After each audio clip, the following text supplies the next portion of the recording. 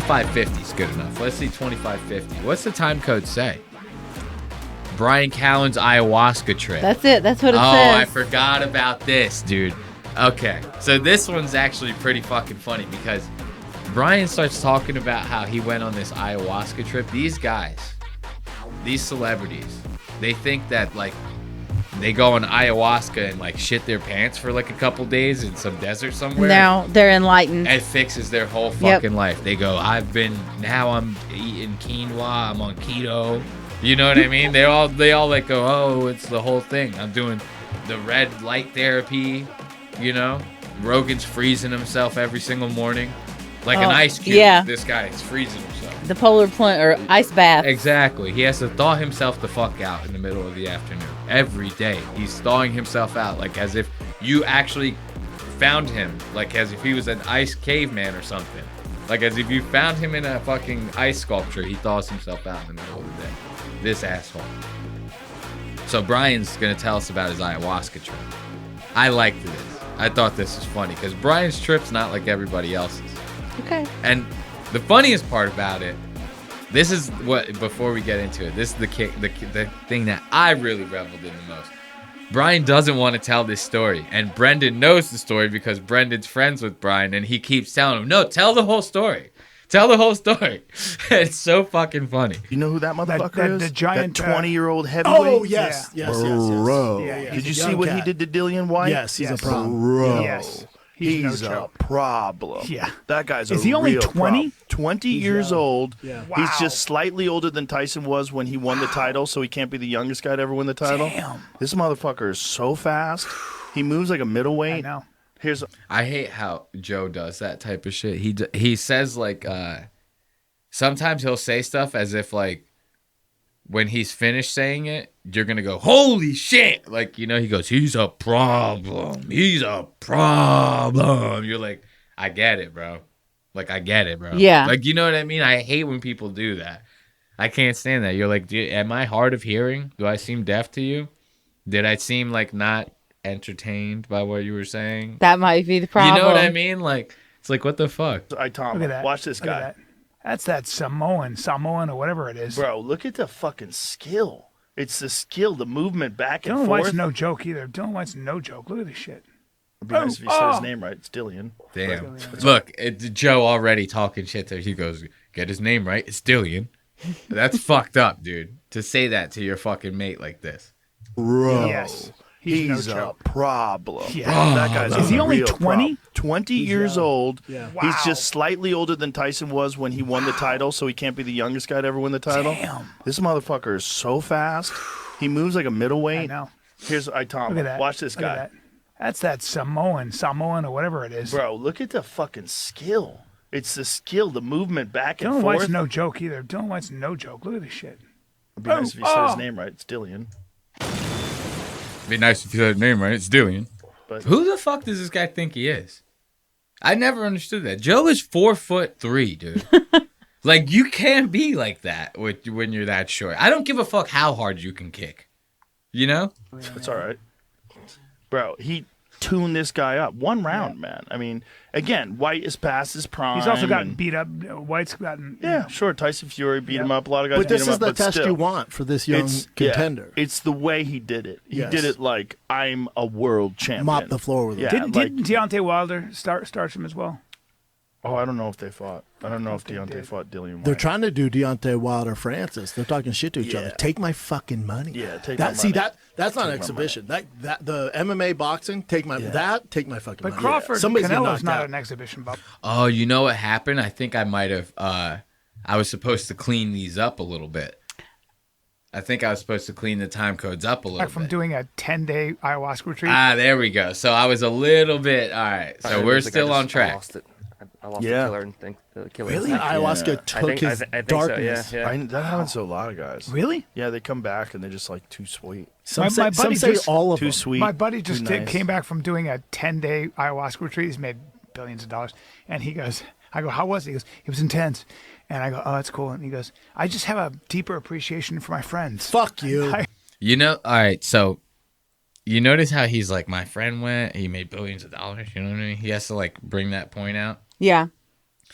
Brian like has to pretty much he has to signal out to other people like I still hang out with important people from time to time. And this is the reason why. It's because a couple of years ago, Brian had some allegations on him of the sexual harassment nature. You understand? Okay. So- Okay. So Brian's getting these sexual harassment fucking allegations, right? They're trying to charge this guy. Shit starts getting bad. Brian starts getting let go from projects. People stop talking to him off of this. This is like when Me Too was still popping. You know, nowadays a girl could practically get fucking groped in the goddamn office and everyone goes, oh, she's just crying wolf. It's just some Me Too bullshit, you know what I mean? Especially with Trump in office, they're grabbing him by the pussy now. You know what I mean? And it's cool. It's cool nowadays. So Brian, he kind of missed that window, you know? He was a little bit too early on the grab him by the pussy trend. So he actually had to deal with the fallout of that. Again, people stopped fucking with him. It got to the point to where the production company that like had basically hired him and Brendan to do Fighter and the Kid were like, you either get rid of Brian or, you know what I mean, we're going to stop the show. So he had to even leave. So it was the Fighter and the Fighter again for a little bit, you know? There was no Kid. Brendan had to do the show by himself. So now Brian is finally starting to kind of come off of the shit storm of that. Mm-hmm. Finally starting to book some shows again in comedy. People are starting to talk to him. Look, he's back on Fight Companion. You know, that shit was going on. Callan was not doing Fight Companion, okay? He wasn't doing anything. He wasn't doing anything. Nobody wanted to touch him. So now he has to let people know. He has to go, yeah, my friend, he did some ayahuasca. He's a billionaire. They still fuck with me. They still fuck with me out there in that It's world. like too sweet. Some My say, buddy some say just- all of Too them. sweet. My buddy just too nice. came back from doing a 10-day ayahuasca retreat. He's made billions of dollars. And he goes, I go, how was it? He goes, it was intense. Make sure, did you clock that? Yeah. Did you clock that? Did you write down that his friend is a billionaire? Yes. Okay, I just wanted to make sure. Because he wanted us to know, so I want to make sure that you know. Billionaire. Okay. Billionaire what? Friend. Friend. Okay.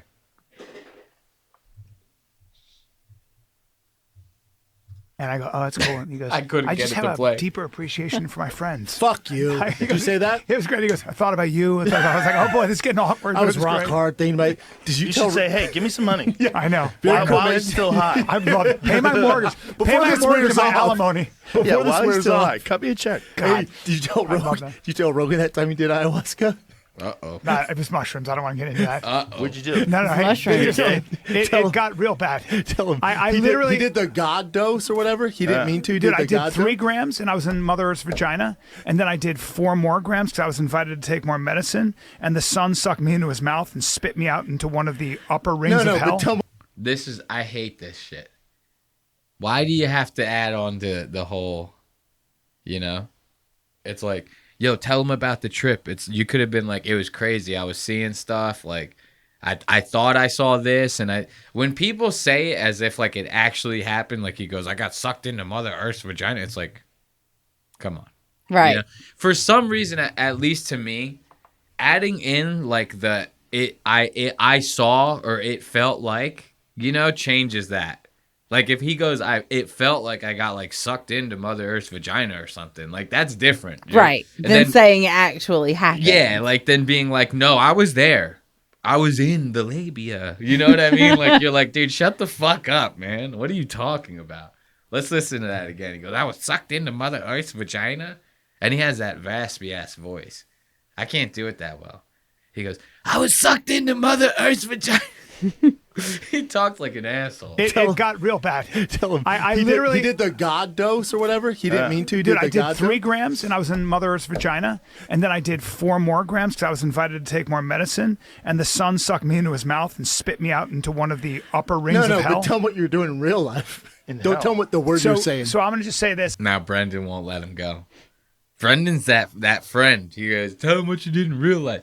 Meanwhile, you can't see it here. Meanwhile, Brendan is rocking a full Slim Shady underneath that hat. I can see. He's rocking a full ass Slim Shady right now. Look at Brendan. Was Is it also in a mohawk? Something like that. Something like that. That's you can't see it that well in this frame, but that's blonde. That's I a can tell. bleach. And I was in Mother Earth's vagina, and then I Bleached. did 4 more grams because I was invited to take more medicine, and the sun sucked me into his mouth and spit me out into one of the upper rings No, of hell. but tell him what you're doing in real life. In Don't hell. tell him what the words so, you're saying. so I'm gonna just say this. I was apparently Look, do you see Callan look over to the side? Like, shut Yeah, the fuck Callan's up. like looking over, like, shut the fuck up, bro. Like, I'm trying. See, I hate Spotify's video player. YouTube will let you go back frame by frame. Spotify, actually, if I don't catch it when I fucking hit pause, it's a wrap. I either catch it in the moment or I'm going back 15 goddamn seconds. Yeah. You know, it's like, what the hell am I supposed to do with that? because I thought I was in hell. Apparently, for 4 hours, I was asking for a manager. I was asking to speak to a manager. In hell? Yeah, because I needed to get out of there. Because I was like, I need to speak I'm to a not manager. supposed to be in hell. I don't believe I'm a good person. I just tripped into a portal. I need to get home to Tell my Rogan- kids. So now look, we'll go back and I'll let you hear it uncut. But so he says, first of all, it wasn't ayahuasca, it was mushrooms, right? And Brendan's like, no, tell him the whole story. Tell him the whole story. He goes, okay, so I took 3 grams and then I was, starting to feel kind of crazy. Then I took 4 more. The sun was chewing me out, treating me like a Zin, keeping me in its upper lip and then spitting me out. And then what does he say after? He goes, and then Brendan's in the background. He goes, tell him what you were saying. Tell him the words that you were saying, So now he goes, I was walking around asking them for a manager because I thought I was in hell and I wasn't supposed to be in hell. So I was walking around this place asking them for a manager going, excuse me, sir. I don't know if I'm in the right place. Imagine. So this is good on its own. This is good right here on its own. Imagine this guy who has been, just recently, as, less than 5 years ago, accused, allegedly, of sexual harassment. Walking around a fucking resort, an ayahuasca resort, going, excuse me, can I speak to a manager, please? He can barely even So walk. it is a resort that this is actively That's what they happening. do. Yeah, they do Okay, that. so then whatever. So he's not. Yeah. He's now walking around this fucking resort, right? There's people from all over the goddamn world at these goddamn things. All of them are rich as fuck, and he's going, "Can I speak to the manager, please? Oh heavens me! Can I speak to the manager? I believe that I've been brought to the wrong floor. I seem to be in hell. So if someone could please let me speak to the manager, so he could point me in the right direction and get me out of here. That's good right there on its own. But you have Brendan in the background. And he's sitting there going, tell him the real story. Tell him the real story. So it somehow gets better than that. It somehow was wilder than that. Just have a deeper appreciation for my friends. Fuck you.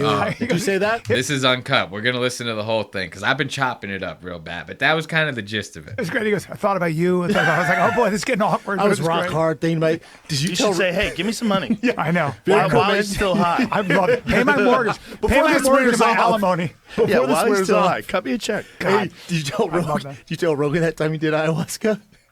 Nah, it was mushrooms. I don't want to get into that. What'd you do? No, hey, it got real bad. Tell him. I he literally did the God dose or whatever. He didn't mean to. He Dude, did I the did God 3 dose. grams, and I was in Mother Earth's vagina, and then I did 4 more grams because I was invited to take more medicine, and the sun sucked me into his mouth and spit me out into one of the upper rings No, of hell. but tell him what you're doing in real life. In Don't hell. tell him what the words you're saying. So I'm gonna just say this. I was apparently I was because I thought I was in hell. Apparently, side eye. That side eye Right. gets me every time when he goes, tell him what you were doing in real life. And Brian Callen goes, bro, you shut the fuck up, man. for 4 There's 10 million people listening to this. You're going to fucking do this to me. hours, I was asking for a manager. I was asking to speak to a manager. In hell? Yeah, because I needed to get out of there. Because I was like, I need to speak I'm to a not manager. supposed to be in hell. I don't believe I'm a good person. I just tripped into a portal. I need to get home. to Tell my Rogan, kids. but tell Rogan the real. He was crazy. He's doing a good job of like reenacting how he actually did that. Because he sounded like a bitch there. Even telling the story, he sounded like a guy that you would see wearing like duck shoes, like a boating outfit. Okay. You would see yes. a guy walking around in a Yes. boating outfit with like a sweater wrapped around his neck, Little hanging khaki off the back, shorts. and khaki shorts, and he sound like that's what Brian sounds like. Excuse me, can I please speak to the manager? I believe I'm in the wrong place. I'm late for a meeting.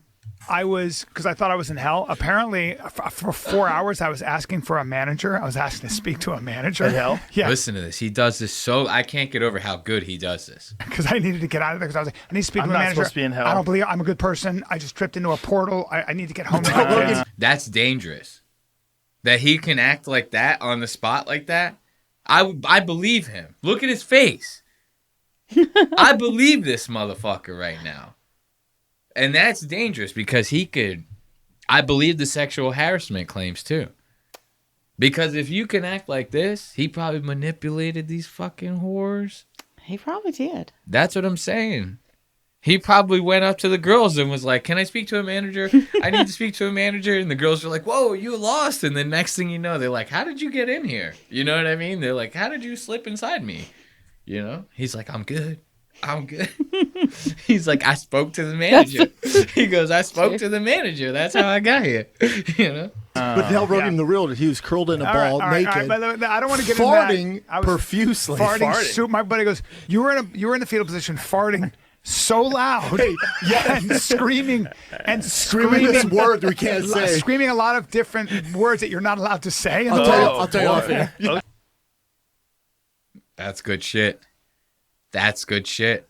Is that not good? So this happens after he walks around looking for the manager, or This is what actually what happened. actually happened. What actually happened. So Brian is telling So he's Joe, got like 3 stories. he's telling Joe right now, and 10 million whatever people that are listening, he's trying to say, no, it was mushrooms. I was walking around. I was asking for a manager, you know? And in reality, excuse me, I'm sorry, my whole shit got bunched up from that. You know, it was such a good time code. My boxers are now in my throat. Okay? And in reality, he was on the floor on his side in the fetal position, farting insanely loud, screaming out slurs and profanities. There was no manager talk. And this is not on mushrooms. This is on ayahuasca. Okay. So he takes this ayahuasca. He's sitting in the fetal position, screaming the N-word and going and just farting his ass off in the middle, while all these rich people are standing around trying to find themselves. And he's over there fucking shitting his brains out in the fetal position, screaming kike and spick and all sorts of crazy shit. And everyone in there is like, "Oh God," you know. There's billionaires in there. You know what I mean? They go, "Whoa, that's an HR violation." It's so They're above HR at this point. Well, they go, "Not in my company." They see him doing that. They go, "I wouldn't put up with that in my company." There's a reason he's a comedian. You know, but I just thought that was so funny. He's lies. He went really out of his way to lie about this. Yeah. Only thing that would have made it better is if when he said, "Oh, my friend," remember he goes, "My friend, he's a billionaire." Imagine if he didn't say he was a billionaire and he said this was his friend. That would have made it so much better if Brendan goes, "That's not a friend," you know? He goes, "I'm asking for a friend." You know how people do that? "I'm asking for a friend." More grams because I was invited to take more medicine. Right, sure. Asking for a manager. I was asking to speak to a manager. In hell? Yeah, because I needed to get out of there because I was like, Now this makes this part even worse. This makes this part even worse because you remember how I was like, that's scary that he's like that good at like the acting part of acting probably exactly how he was in that moment. Right. And then you come to find out the moment fucking didn't exist. Is that not scary as fuck? Yes. That's frightening. Imagine having a guy like this in your friend circle. You wouldn't know what's going on. You go, is he fucking my wife? Is he fucking my mom? He is fucking them Is all. he stealing some money from me? I don't know. He is probably doing all of it. You know, this guy, is his name actually Brian Callen? Was he even in The Hangover? Or was it AI? I don't know. Because this guy is that good. Watch him do this again. Now that you know that information, it makes you look at this little part a little differently. You go, holy shit, this guy is like literally deranged. He's calling back a situation that did not happen. And he's acting impeccably as if he was in that moment right now. That's crazy. Leo Dio couldn't do no shit like this. I wonder if he's told this story before. He's probably fucking what do they say that? When you're at home practicing your lines. They say like recite. Yeah. He's probably recited this shit like 1,000 times at home. He's practicing these goddamn stories. He's waiting. He had this one in the chamber because he knew he goes, Brendan's gonna try and embarrass me on Rogan. I should get ahead of this. You know? You know what I mean? I need to speak I'm to my not manager. supposed to be in hell. I don't believe I'm a good person. I just tripped into a portal. I need to get home. Tell now. Rogan, but tell Rogan the real. He was curled in a ball, naked, But I don't want to get farting. I love that. He goes, you know what I mean? Brendan starts. He doesn't even care. He's like, farting. Yeah, Brendan, you know when people do that, they cock their head forward. He goes, farting! Yeah. He goes into the mic, he goes, he was farting like a fucking loser, man. Like, that's like, Brendan is totally that guy. Yeah. And then, you know what's funny? You throw a whoopee cushion on Brendan's seat, and he sits down, he loses his mind, starts freaking out, trying to fight everybody. One person laughs at him. He goes, I'll fucking kill every single one of you. Yeah. Pick And on then- everybody else. Can't But take he it. loves to embarrass all of his friends any fucking chance he can get. I was Profusely farting. farting. So my buddy goes, you were in the fetal position, farting so loud, yeah. and screaming Screaming this word we can't say. screaming a lot of different words that you're not allowed to say. And I'll tell you off air. Okay. Dude, when he told me, I was like, what the fuck? That's why they're illegal. Dude, I don't remember anything. And then he tried to get He doesn't remember anything. He just got done telling us like a whole chapter out of Fear and Loathing in Las Vegas. And he doesn't remember any of this shit. You cannot I cannot have a podcast and you go on my shit and I can't trust anything that you're saying is real. It's like, I can't have you in my life, bro. Yeah, that. You know what I mean? It's like, what is happening here? Joe has known this guy for years. This is Epstein level, conspiracy here. You know what I mean? It's like, if a guy like this is getting charged with sexual harassment, this is just what he's been caught for. Okay? A guy like this is capable of dangerous things. And look at his face. Look at him. This is going to be like the cover of the next true crime doc that you see. The Crimes of Callan. It's going to be what it's called. The Crimes of Callan on Netflix. get me to do it. I'm like, get the fuck out of here. Yeah, You know do what, slightly less. Yeah. You know what I learned? Don't do mushrooms anymore. When I did, It wasn't mushrooms, okay? Brendan's going to... I think Brendan Outson, listen to this. Just don't do 7 grams Yeah. when you're troubled. you made me eat a whole chocolate bar on this podcast. You had to. You see that video? If you Had to. Ain't that something? Joe goes, don't eat 7 grams. He goes, you made me eat all of it. He goes, yeah, well, then you can eat 7 grams. He goes, if I say you can eat 7 grams, I'm a doctor. Yeah. You know what I mean? Joe thinks he's a doctor. Joe goes, yeah, you can eat it. Look at his fucking... look at me in He goes, it's important, man. It's important, man. You It's gotta- for the podcast. 7 grams, man. You got to eat it for the podcast. It's going to open your mind, man. It's fucking make you want to work out at 4 a.m. Do kettlebells, man. You know, Joe loves kettlebells, dude. This asshole loves kettlebells. You ever seen his kettlebells? No. They're monkey heads. Oh. He's racist. It's all fucking... One's Martin Luther King. The other one's fucking Dr. Kumar. You know Dr. Kumar? No. Oh, you don't know Dr. Kumar? Black queens forever, snow bunnies never. That's Dr. Kumar. You're gonna look him up. You're gonna look him up. What's the next time code? What does it say? It's 41-21 Brian versus Joe where it started. This is good. Okay, you said it was 41-21. Yes. So this is where the fighting starts happening, right? So like, I told you that Brian gives Joe some pushback. This is like levels of pushback that we've never seen. You know, I once watched an episode of Joe. He had Dave Portnoy on his podcast, right? We love Portnoy around here. Joe told Dave to shut the fuck up because he thought that Tyson Fury was a shitty boxer. He's like, no, shut the fuck up and watch this clip. Dave's like, bro, I'm just trying to like make a point here, bro. Like, you know, he's like, no, you shut the fuck up. It's my show, right? Dave's like, bro, I bought my company back for $1. You know, it's like every time. anytime anyone gives Dave a little bit of trouble, he goes, I bought my company back for $1. And then Joe's telling him to shut the fuck up on air, and Dave's like, zip, shuts the fuck up. You know, it's everyone does this. Not Callan. Callan's sick of it. I like this because I feel like this kind of energy might start something. You know? Maybe the rest of them are going to start pushing back. Okay. I seen Whitney Cummings on a podcast recently. She's making fun of people doing the cold plunge. You know? Yeah. This is what we need. This is the type of shit we need. I want everyone to fucking go against Joe.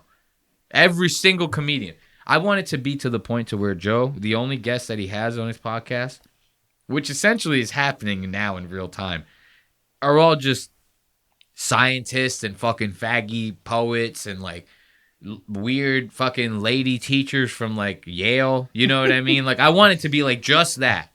So that the only people that are listening to him are people that are so far out of touch that they don't even know what the fuck is going on anyway. You know? I'm sick of Joe's show being like a fucking reference point. It's like a lighthouse to people. You know? People legitimately listen to this asshole and go, he's got it all figured out, this guy. You know? Couldn't be further from the truth. And Brian sees this. Brian sees this, and I like this. And this is where it starts. This isn't going to be anything crazy, but you're going to see this is the beginning of something monumental. Are you coughing into the mic? No, I'm kidding. I'm joking. The scream is worse than the cough. You know what I mean? It's a joke. It's the government Against us. with the corporations in China. They're all in lockstep. They're not like in battle with their corporations. Corporations do what the government says. Exactly. Yeah, there's Well, they lateral tried that over cooperation. here with Facebook. Like Yeah. when Facebook, when the FBI clamped down on them, told them to get rid of the Hunter Biden laptop story. And they did it. Well, they didn't at Facebook. They kind of Yeah. limited the reach, but Twitter, they completely blocked it. Yeah. But the other thing that they did was they told them to get rid of factual information about COVID. Factual information. The government was contacting Zuckerberg. Why do you think that is? Because they didn't want vaccine hesitancy because they wanted to make more money. Got to get They in wanted line, bitch. more Was it money, people. or was it? Did they Money. believe that the vaccine was saving lives? Ooh, so now this is the start of something good. And they start talking vaccines, which we all know Joe is an expert in. Joe is an expert in vaccines now. Ever since he didn't get one for the COVID virus, now all of a sudden Joe knows every goddamn thing there is to know about vaccines. All because he's like friends with Andrew Huberman. You know? It's like Joe is the type of guy, he goes, I'm plenty well versed in all of this because my cousin's a doctor. You know what I mean? He's like one of those guys. You know how they go? He's like, Joe reminds me of someone who says the N-word and goes, it's cool, I got a black friend. Yeah. You know what I mean? You go, whoa, but you're pretty white. He goes, yeah, but I got a black cousin. It's like through marriage. Okay? Calm the fuck down. You can't just say this shit.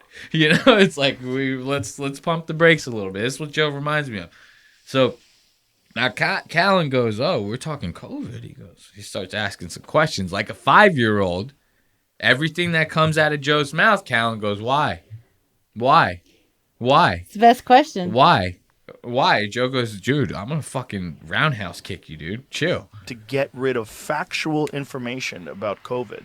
Factual information. The government was contacting Zuckerberg. Why do you think that is? Because they, Hearing him say that after I made that joke makes it so much funnier. Hearing him say why like that. they didn't want vaccine hesitancy because they wanted to make more money. Got to get They in wanted line, bitch. more Was it money, people. or was it? Did they Money. believe that the vaccine was saving lives? Money. For sure, Money. money. Really? Look at you. You're so cute. They just wanted to save. Ooh, You're so cute. ooh, Joe. Joe can't. You can't say that. You cannot. Joe thinks he can just get away with this because he's built like a chimpanzee. You know what I mean? Like, I've only ever seen him sitting down like this. trust me, you don't want to see him standing up. When he's standing up, he stands up completely straight. His knuckles drag the floor. His arms are that much longer than the rest of his body. He's built just like a goddamn monkey.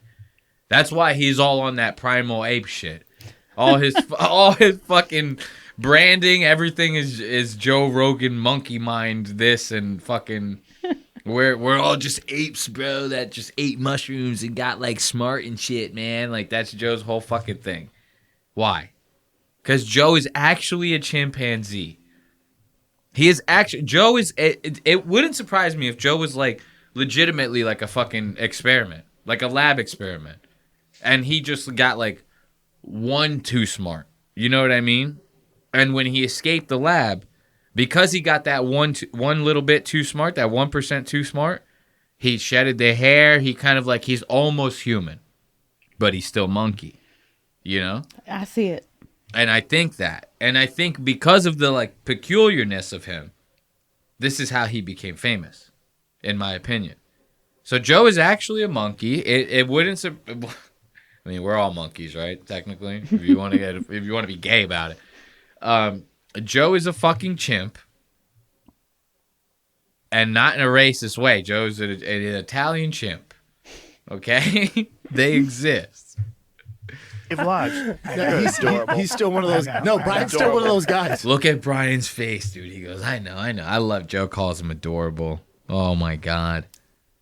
This is Joe's monkey maternal instincts coming out. He goes, I would just cradle you, Callan. I'd hold you, you know? Presidency because they wanted to make more money. Got to get They in wanted line, bitch. more Was it money, people. or was it? Did they Money. believe that the vaccine was saving lives? Money. For sure, Money. money. For sure, Money. money.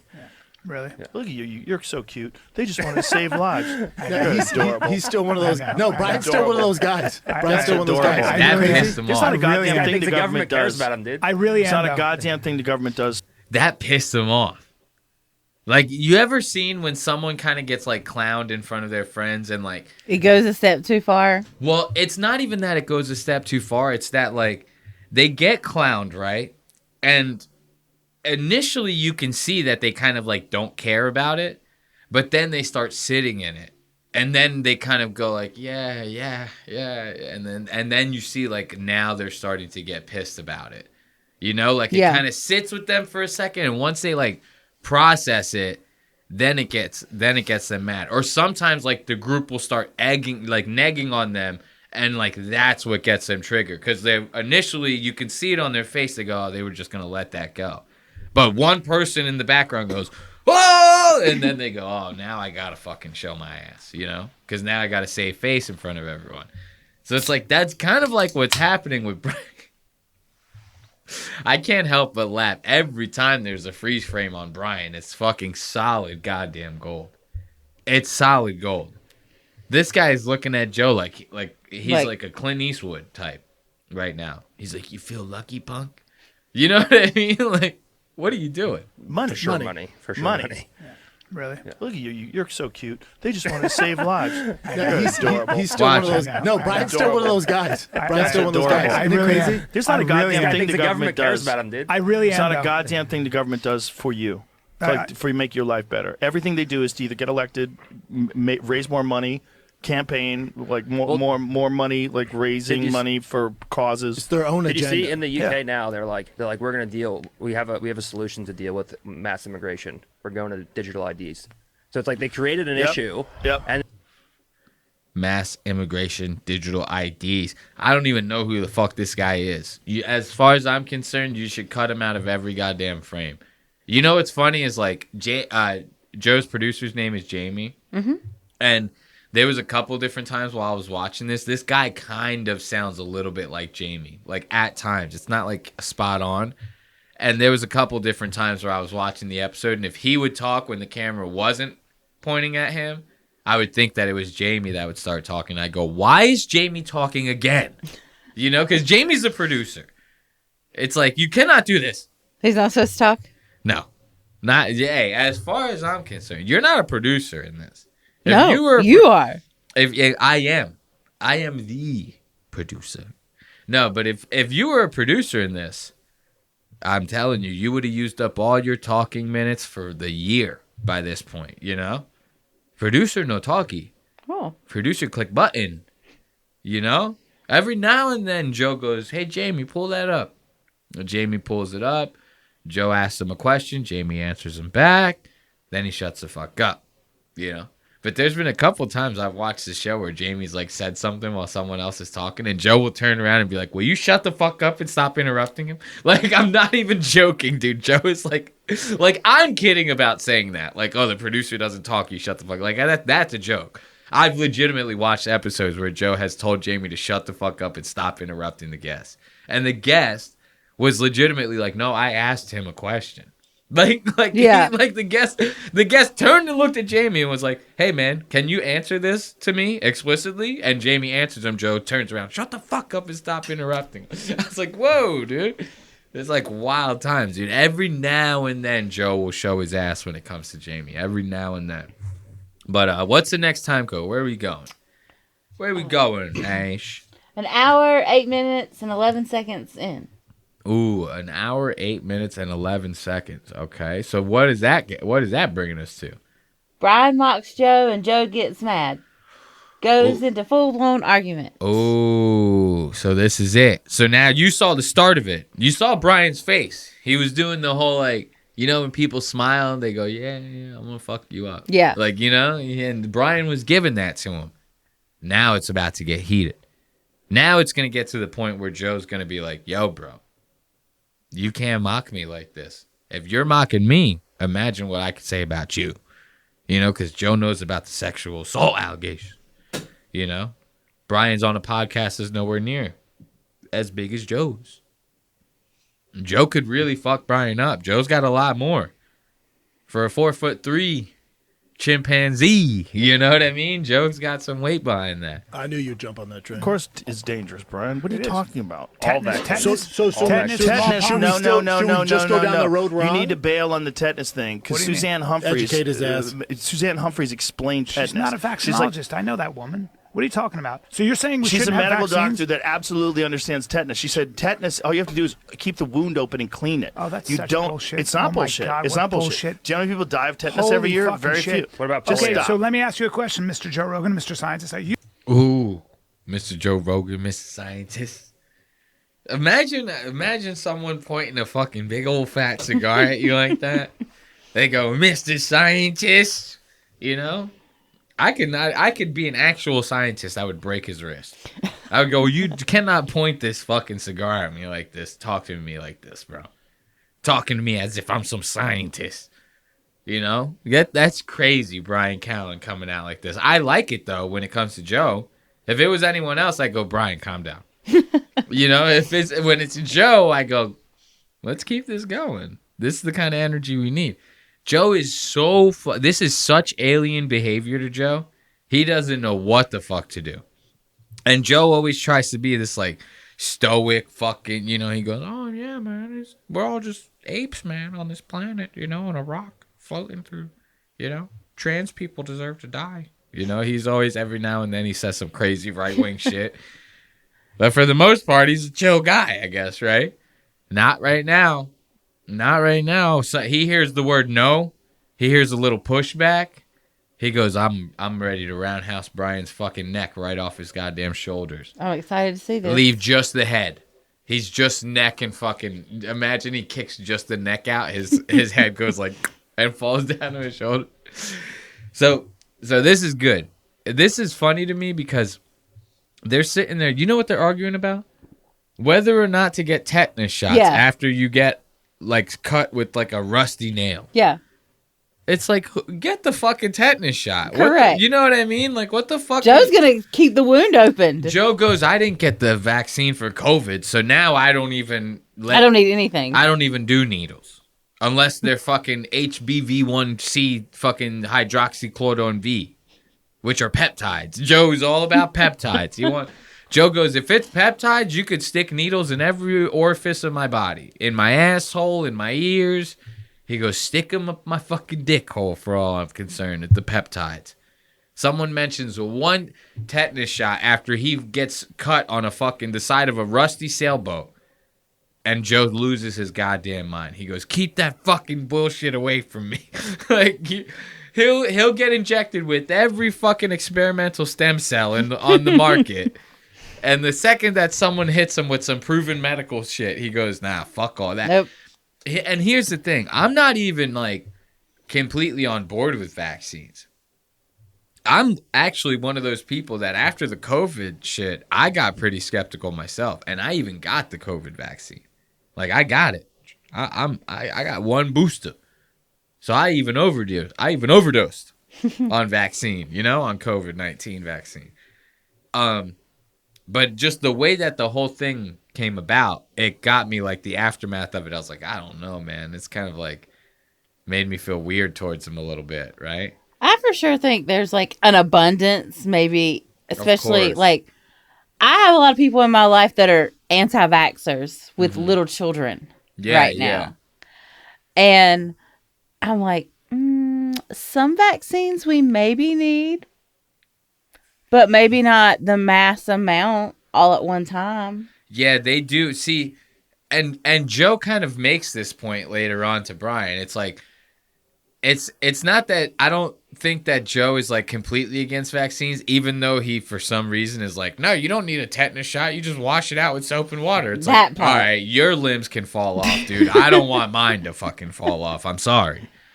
But the point that he's trying to make is the same point that you just made. Is he's like, because he brings up the, like back in the day, I don't know if it was like around Kennedy's time or maybe a little after, but the Senate or Congress had signed a bill into effect that gave like blanket immunity to medical companies, pharmaceutical companies for developing these things because they were getting sued for the side effects that they were people were getting from like the polio vaccine and shit like that. So they put this law into effect to give them blanket immunity. And once that happened, then all the companies were like, put all these vaccines on the schedule list, right? So now there's like this incentive kind of ring where the pharmaceutical companies and the reps are fucking heavily incentivizing doctors to put these things on their schedule for people to get vaccines. The incentives are so goddamn strong that like, I don't have a child, so I don't know exactly, but I'm pretty sure like a lot of doctors will just like kick you out of their practice if you don't get certain vaccines for your children. Yes, that is a thing. So it's like gotten so bad, which is the point that Joe's trying to make. But it's like you dying on this hill over a tetanus shot, my friend. You know what I mean? Like, what the fuck are we talking about? And then they eventually segue it into COVID, and that's what Brian's doing now. He goes, Mr. Scientist, Mr. Joe Rogan Scientist with this fucking cigar, and he goes, I'm about to give it to you straight, buddy. Interesting. Yeah. I knew you'd jump on that train. Of course, it's dangerous, Brian. What are you It is. talking about? Tetanus, All vaccines. tetanus. So Tetanus, should- smallpox. should we No, still- no, should no, we just no, go down no. the road we're You on? need to bail on the tetanus thing because What do you Suzanne mean? Humphreys. Educate his ass. Suzanne Humphreys explained Educate She's his tetanus. not a ass. She's like, vaccinologist. I know that woman. What are you talking about? So you're saying we she's a shouldn't have medical vaccines? doctor that absolutely understands tetanus. She said tetanus, all you have to do is keep the wound open and clean it. Oh, that's you such don't, bullshit. It's not Oh my bullshit. God, It's what not bullshit. bullshit. Do you know how many people die of tetanus Holy every year? fucking Very shit. few. What about Just Okay, stop. so let me ask you a question, Mr. Joe Rogan, Mr. Scientist. Are you saying that we shouldn't don't have... do that. Don't Oh, call me Mr. Scientist. I'll start mocking you, and it's so much easier to are mock we, you. So are we... Oh. I like that. I like that a lot. Joe Rogan goes, don't mock me. He goes, I'm worth $500 million. Don't mock me right now. I'll mock you, Mr. Receding Hairline, Sexual Harassment, Mr. fucking Brian Callen. I wish I knew more about Brian to make fun of him better. Are we not... So you don't believe in vaccines? You don't think we should have vaccines? It's not that I don't believe in vaccines. What are you saying? It's I Kids don't shouldn't have think you 74. should give a kid a Hep B vaccine when they're a baby. Different subject. I don't, no, MMA vaccine is absolutely connected to a host of serious, debilitating fucking problems that kids have gotten from them. There's a lot of problems because they don't test vaccines in a double-blind, placebo-controlled setting. Hold it. They test them against other vaccines. You know that, right? Yes, I do. Excuse me. Let me just say something. Yes, you're right. You That's serious. That was like Ben Shapiro level. You know Ben Shapiro? He's like this Jew that talks really fast like this. He's like real right wing. He goes, girls should have abortions and guys should, only marry one guy. Like, I don't know. It's hard for me to do a Ben Shapiro joke, but I know the name, but I just don't have like a face. yeah, it's hard. Ben's like one of those guys that has like really thick eyebrows. You know what feel like I'm kind gonna of guys I'm talking about? Yeah, Those yeah. pale, skinny, small white dudes with really thick eyebrows. Put a Frisbee on the back of his head, and that's Ben Shapiro. You got him? Yeah, I You got clocking him now? Yeah. No, I just knew the name. I did not He know. what talks this person very looked like. fast. He talks very fast. And I'm pretty sure he's obsessed with his sister's tits. He goes, everyone's out here talking about everyone's tits. My sister has the best tits. My sister's It's tits. like me talking about Jordan. Yeah, he goes, exactly. He goes, my sister's tits are way better than everybody else's tits. My sister has the best, most fullest breasts out there right now. I've motorboated them, and I'm telling you, they are so soft. This is Ben Shapiro. Now, this is Brian does this. He goes, excuse me, let me finish. Host of serious, debilitating fucking problems that kids have gotten from them. There's a lot of problems because they don't test vaccines in a double-blind, placebo-controlled setting. Hold it. They test them against other vaccines. You know that, right? Yes, I do. Excuse me. Let me just say something. Yes, you're right. Excuse me, let me just say something. That is so funny to me. And to be doing it with the cigar, the whole time is just so hilarious to me. You can make the argument for Hep B. Here's why. Because the chances of a child coming in contact with the kind of activity that causes Hep B is different. So now you say, Sexually transmitted disease and right. needles. So now you say this. That chance is zero. The chance for vaccine injury with the Hep B is not zero, is non-zero. Okay, so I understand that math. Okay, what I'm trying to say to you is that there are certain diseases. Pick up a history book. Smallpox, diphtheria, mumps. Hold on. Another backhanded comment right there. Pick up a history book. To Joe Rogan, you say that. Joe's like, I just had a historian on my podcast yesterday, man. He's like, I am a fucking history book. All while Joe's fucking got he's got 8 microdose mushroom capsules in his system right now. You know what I mean? He smoked 4 blunts before. He took 19 fucking what's the shit that alpha brain tablets. Ow.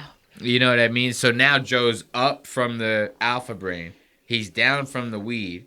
He's out in left field from the microdose mushroom tablets, you know? So he's all over, and then he's washing it all down with Black Rifle coffee. Yeah, I was gonna say the he's coffee, fucking wired to shit with caffeine.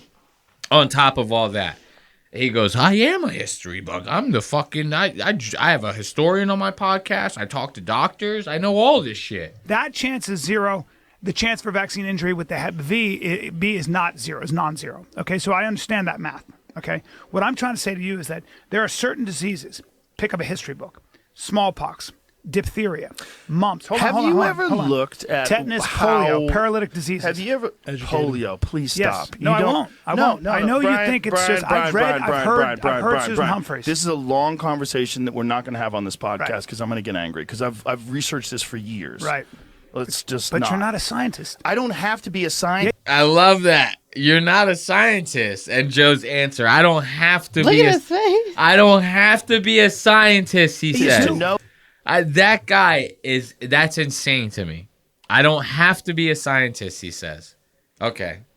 So next time you need fucking knee surgery, I'm going to pop into that bitch, right? With the fucking scalpel and a hatchet. And just some towels from your fucking bathroom, you know? And when you have a problem with it, that's the first thing I'm going to say to you. I don't have to be a fucking surgeon to do this. This fucking guy cannot be serious. Oh, please Yes. stop. No, I won't. I won't. No. I love Brian. He goes, no, I won't. I won't stop. Why? Because you're Joe Rogan? Because you're going to roundhouse kick me? No, you think it's just. I've heard Susan Humphreys. This is a long conversation that we're not going to have on this podcast because I'm going to get angry because I've researched this for years. Right. Let's just. But you're not a scientist. I don't have to be a scientist do. to know that. Yes, you do. No, Brian, shut the fuck up. I don't have to be a scientist to read research to understand that they were spraying DDT all over the fucking country when everybody was getting polio. Do you know that? Yes, you know I do. the first Yes, I instances do. of polio, they happened in rural communities where they were all farmland and agriculture, and then cows were getting them, and horses were getting them, and dogs were getting them. Let me make a statement. They were calling it paralytic polio. Do you agree with the following statement? It's not just. I'm not going to do this with you, but Brian. it's not just about. I brought up It's not vaccines, just so that'd about. be a Hold fun on, debate. hold on, Joe. No, It's Brian, not I don't want to ju- do this with But you. it's not I don't just wanna do this. about. We're in is the it- middle of a fight companion. All right. What? I love it. What if he goes, do you or do you not agree with the following statement? And he goes, did you know the McRib is back? He said some just random ass thing related to product placement somewhere, you know? He goes, do you or do you not agree with the following statement? I don't know. What's a phrase from a It's hard when you're on the spot to like It think is. of some, right? But like once we shut the cameras off, I'm gonna think of every fucking catchphrase from every anything that you could possibly think of. But that would be so. He goes, "How big were her tits?" Remember the Sam Tripoli episode? How big were her tits? But the argument is this is so fucking good, dude. It's annoying. You heard me when I was listening to this. I was dying. I was screaming when I was listening. I was going, ah! Like Key and Peele. But it's like, yeah. Oh, he goes up. This guy.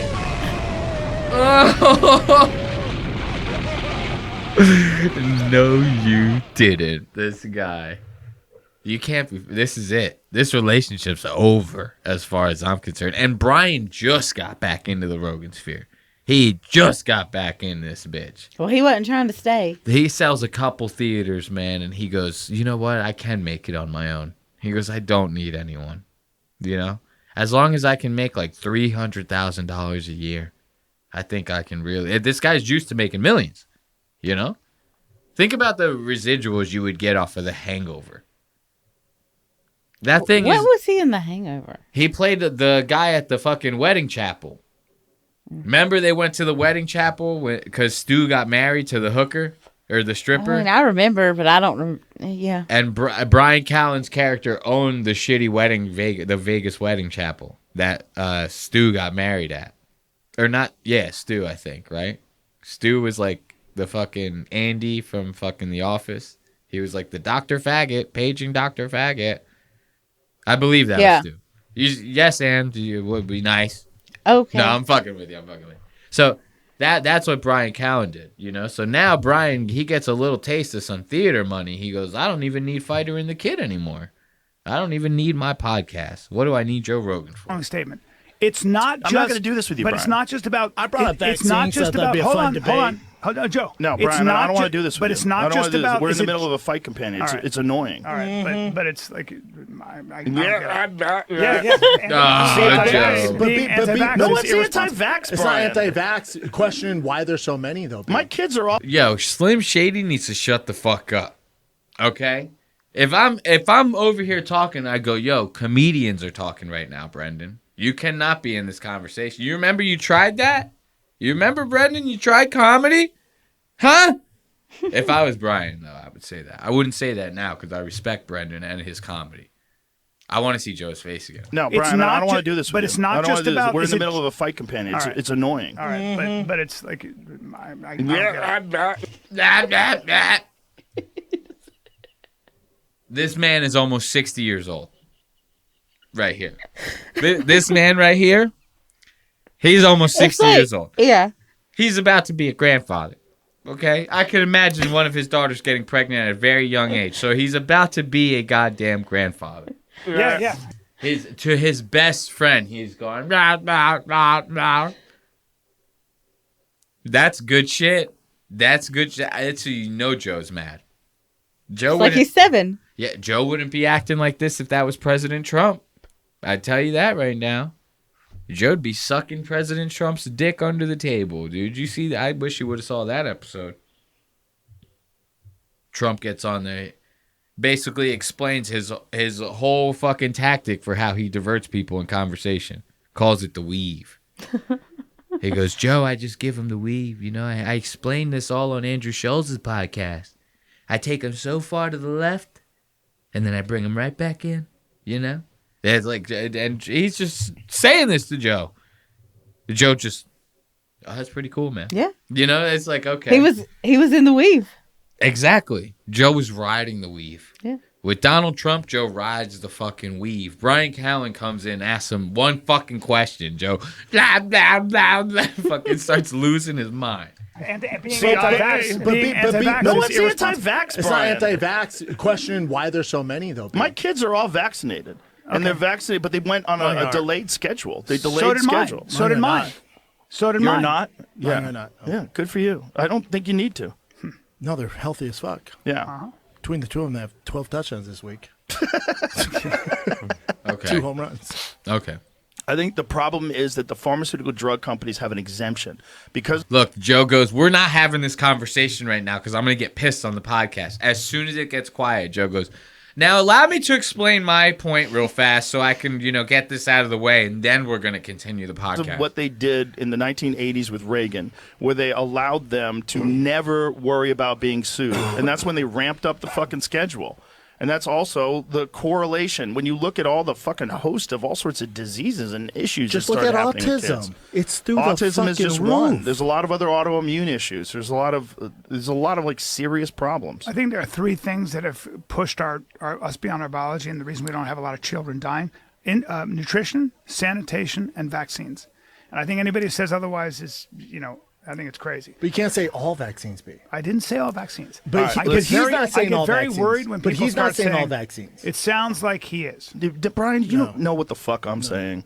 You don't. Oh, I like that. I like that. Brian, you don't know what the fuck I'm saying, bro. Okay? I was only in the middle of explaining the whole fucking point, trying to get the last word in before we keep watching the fight. You don't know what the fuck I'm saying, Brian. Look at his face. That's when you know it's bad, when you won't look at your friend. Yeah. You know what I mean? Like when you legitimately go, I'm going to keep my back towards you like this. If I did the whole podcast like this to you, you're sitting back there, you know something's up, right? Right. You would know that, right? Right. If I go, hey, what's the next time code, bitch? And then I turn my back like this, you wouldn't think everything's okay, would you? Right. So Brian must be feeling it right now.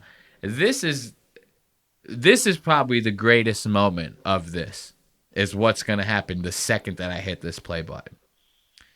So Brian starts saying all that shit, right? Anyone who thinks, I'm thinking, what's really gotten us this far in life, to where we're at a point to where kids aren't dying, is sanitation, fucking nutrition, and vaccines. And if you think otherwise, you're a fucking idiot. This might as well be what he said, right?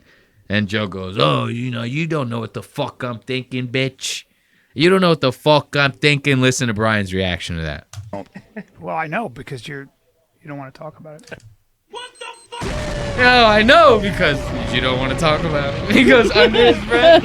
Yeah. He goes, well, yeah, I know. It's because you don't want to talk about it. And then he tries to watch the fight. He even goes, you don't want to talk about it? And he slowly turns over like this. He goes, and then he goes like this on the cigar. That would be so funny if he did that. If he just started going on the cigar. I love that, dude. I think it's crazy. But you can't say all vaccines be. I didn't say all vaccines. But I he's get not saying all very vaccines. worried when But people he's start not saying all saying vaccines. It sounds like he is. Brian, you don't know what the fuck I'm saying. You don't. Well, I know, because you don't want to talk about it. Brian, I don't want to talk about it in the middle of a podcast because it'll completely derail the podcast. And I'll start showing you statistics. If you look at when people stop getting all of these diseases, and then when the introduction of vaccines happen, it's at the end, after the disease has already gone through the population. Look, now Brendan can't even help but laugh in the background because Brendan knows. Brendan's like, Brian's fucking rage baiting you, dude. Like, you're 60 years old and you're falling for this. This is insanity. He goes, I'll show you the statistics. Joe says, I'll show you the statistics. Look at Brian, his cigar, because he's just been letting it sit there. He just puts it to his lips and doesn't puff it and then takes it out, right? So it's just starting to soak up like the spit in his mouth. Yeah. Now the cigar just looks like a piece of shit. Like, it actually looks like he's just holding like a piece of shit. Watch, you'll see. Talk about it. Wait until he turns the thing sideways. It just looks like a piece of shit. I don't want to talk about it in the middle of a podcast because it'll completely derail the podcast. And I'll start showing you statistics. If you look at when people stop getting all of these Brendan diseases, laughing and then in when the the background. introduction of vaccines happen, it's at the end, after the disease has already gone through the population. Most of those diseases were eradicated by sanitation and nutrition. Yes, There was a that's correct. huge problem in this country. People were living in fucking squalor. I agree. But there's still pathogens that are very dangerous. Sure there are. So the problem is that these pharmaceutical drug companies are fucking insanely, entirely corrupt. They have been corrupt for a long fucking time, and there's a revolving door between the FDA and these pharmaceutical drug corporations. They go from the FDA into these positions. They have this golden parachute, and then they ramp up the fucking schedule every year, and it's not about public health. None of it is about looking out for you. All of it is about making money. That's the problem. Who wants to? End of podcast. End of podcast, okay? That was like a monologue from like Shakespeare. Joe might as well have just been like, "and scene." Right after he said all that. He goes, "and scene." You know? Joe fucking really? That is so fucking funny, dude. Oh, God. And then, look, it will end this segment on this part right here, this last time code. I think it's, what is it, like 2 hours and 41 minutes, right? And 50 seconds. Okay. 2 hours, 41 minutes, and 50 seconds. This I thought was funny because, like, after all that, you think, like, oh, okay, you know, maybe from here, the show will start to go smooth, you know, and it does for a little bit, you know. Let's see, where are we at? Crazy. Great. At the same time. There we go. So it goes smooth for a little while, right? You know, after that, they kind of smooth it over and just, like, keep going on their thing, and you think, like, okay, it can't get any worse than this. And then watch, Brian just starts pissing off Joe. Like, little points in the episode, he'll start pissing off Joe, and you'll start noticeably seeing it. Okay. Something like that happens. You know, you're going to be like, now you got Joe on edge with you. Right. You know what I mean? So any little thing you do is going to get overanalyzed by Joe. You wouldn't want to do anything like, I don't know, get up in the middle of the podcast and start walking in front of cameras and stuff like that, would you? Stylebender does that a lot. Yeah. And he practiced. That's such a slick move. There's a video of him practicing that move with his dad at 7 years old. Ooh, Hold that's on. nice. Watch this. Boom. Oh, my goodness. That's nice. Yeah, contenders. You hearing that? You hear how Brian's voice started going faint like that? So you hear he goes, "There's a video of this guy doing those moves with his dad when he was 7 years old. I got a video of it on my phone." Brian's never heard of text message. He's never heard of AirDrop on an iPhone. He's none of that, right? So because he's never heard of those things, naturally, the only recourse he has is to get up out of his chair, walk over to Jamie, who's in the middle of changing every camera angle. Every single time someone talks, Jamie has to hit a different button to change all the different camera angles. Jamie's doing all these different things. He walks over with his cell phone. And he goes, "Jamie, what's your number? I'm going to put your number in my phone so I can text you the fucking..." You gotta be kidding me right now. You have to be joking me right now. This is not the way. You've been in show business for how long? You don't stay up with technology at all? No one's ever said, "Hey, I'll email you the script." No one's ever said that to you? That everyone's been handing Brian analog scripts for his whole entire career. Every single time he gets a new script from his agent, he hands him a hard copy. He goes, "Here you go, Brian. I know how you can't figure out the email and the computer." He's like Trump. He goes, "Everything's computer," in the fucking car. Everything's computer. Yeah. Stylebender does that a lot. Yeah. And he practiced. That's such a slick move. There's a video of him practicing that move with his dad at 7 years old. Ooh, Listen. That's nice. Watch this. Watch this. Boom. Oh, my goodness. That's nice. Jamie, what's your... That contender series is awesome. It's very good. It's Yeah. brilliant. Walks And in look front how of many the guys camera, have dude. that. What the fuck is that? Joe's face when he did that. Joe's like... He practiced. That's such a slick move. There's a video of him practicing that move with his dad at 7 years old. Ooh, Hold that's on. nice. Watch this. I hate how you have to go Oh, my back goodness. 15 seconds. That's nice. Yeah, that contender series is awesome. It's very good. It's Yeah. brilliant. And Ooh, look how many Joe guys don't have come like out of that. And are now fighting in the UFC. Look, Joe is the same type of person that, like, if you were like this, talking into the mic, he goes, "Put the fucking mic up to your goddamn mouth." Dude, he did an episode with Adam Sandler. Adam Sandler never fucking does shit like this. Never. Less than 5 minutes in, "Hey, put the mic to your mouth." Adam's in the middle of telling the most fucking entertaining story you've ever heard in your goddamn life. Cuts him off, goes, "Put the mic to your mouth. We're sick of this shit." You know? This is the same guy. You're going to get up and walk in front of the camera. This guy's ready to fucking suplex you through the goddamn studio wall. He's ready to, dude. He would pick Brian out like a fucking bag of potatoes or something. Just toss him against the wall. Brian just makes like a thoop and just hits the floor. You know. So many. Dude, how about that UFC Paramount deal? Yeah, it's crazy. And look, now he's trying to play it off. That wasn't real. You know how people do that? They get in awkward situations. They like pretend to like stretch their back. Yeah. Something like that. Like, Now Joe, I don't know what to do. Yeah, now Joe's doing that. He sees Brian get up. He goes, I don't want to freak out on him because we just got done getting in that argument like 2 hours ago. So he goes, yeah, guys, and give it a nice stretch. You know, my 18-inch back needs a stretch. His back is only 18 inches long. From the bottom of his waist to the bottom of his neck, only 18 inches long. Only 18 inches. Yep. Because Joe's only 4'1". You know Shakira's taller than him. I'm serious. The hips don't lie, and I'm starting to feel you, boy. Crazy. Great. It's a lot of money. What is it, like $7 billion for 7 years? No, it was because it's basically. Now you can barely hear it, but Brian and Jamie are talking in the background.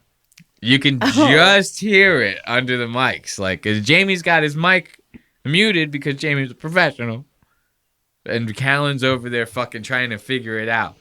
Callan goes, Jamie, how can I send this to you? He goes, do I have to sign in over here? Or do I have to What's the Wi-Fi password? What's the Wi-Fi password to the studio? Jamie's like, dude, I have, I'm doing stuff. I have to Google stuff. I have to like change the camera angles. Brian goes, hold on, this will just take a second.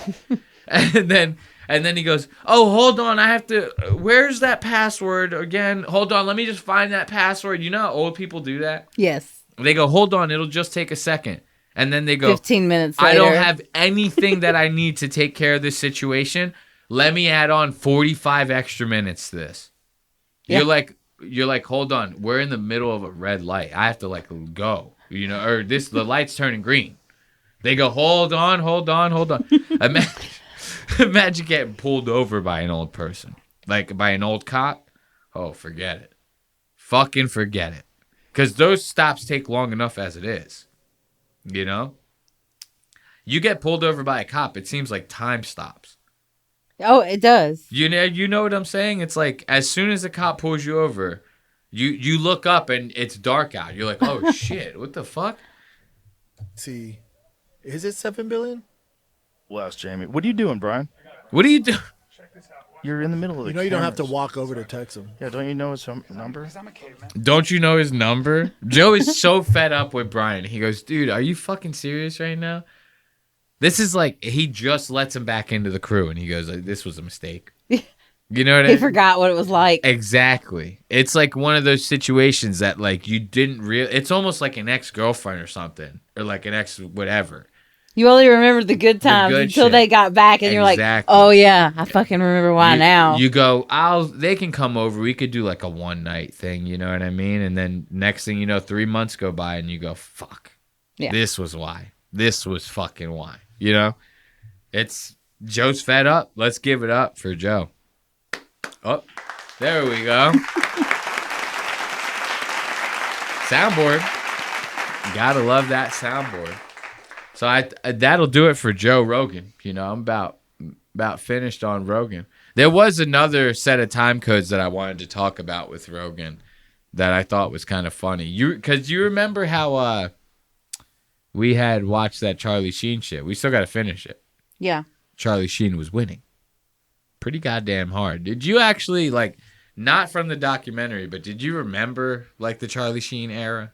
Like, of him doing all that? I remember some of it, like, just the talk of it. Yeah. This guy would post, like, a video on, I don't know, like, Instagram or Facebook or something. It's the tiger's blood situation. And the news would, like fucking MSNBC would be, like, now reporting on Charlie Sheen's vlog. Like, you know what I mean? It was crazy. And he's just sitting there going, winning, and he's, like, smoking crack, and there's, like, whores running around in the background and shit.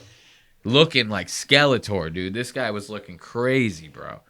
So Joe Rogan, we're going to stay on Joe Rogan for a little bit. I wanted to finish the fighter and the kid thing, but there were some pretty funny time codes from his episode with Charlie Sheen that I thought were pretty goddamn good. Like, the one thing I got a kick out of was how Charlie was getting dementia during the episode.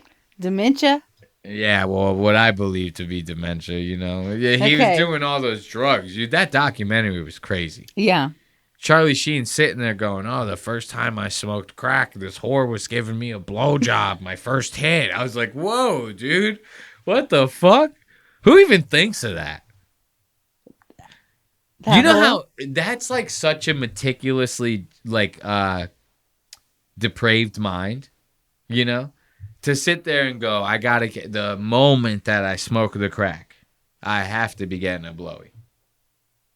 That's quite the, you know, Steve-O does these stunts with timing like that. Steve-O will ejaculate while in the middle of skydiving. Oh. And that's not a joke. Steve-O will jack off while skydiving. He'll come in the middle of it and then hit the parachute. And him and the cum are the same level coming down. You know? Him and the cum are floating next to each other coming down. You know, these. So he doesn't get to pull the parachute until after he comes, no matter what. Imagine he doesn't come until right before he hits the ground. He goes, yeah, dude, fucking pulls the parachute and dies. Oh, God. Steve-O had a really good podcast this week with Chet Hanks. I don't know who that is. It's fucking Tom Hanks' son. Oh, I do know who it is. And he's like this wild bumbleclot rapper. Like, he will want to be rapper and shit. I don't know who it is. Dude, Chet Hanks is so fucking funny, bro. And to have Steve-O and Chet Hanks in the same van talking podcast shit. Dude, there was like a good 20 minutes where Chet Hanks just spends the whole 20 minutes talking about how he doesn't like Eric Andre and how Eric Andre is a huge pussy. And then Steve-O jumps in on it.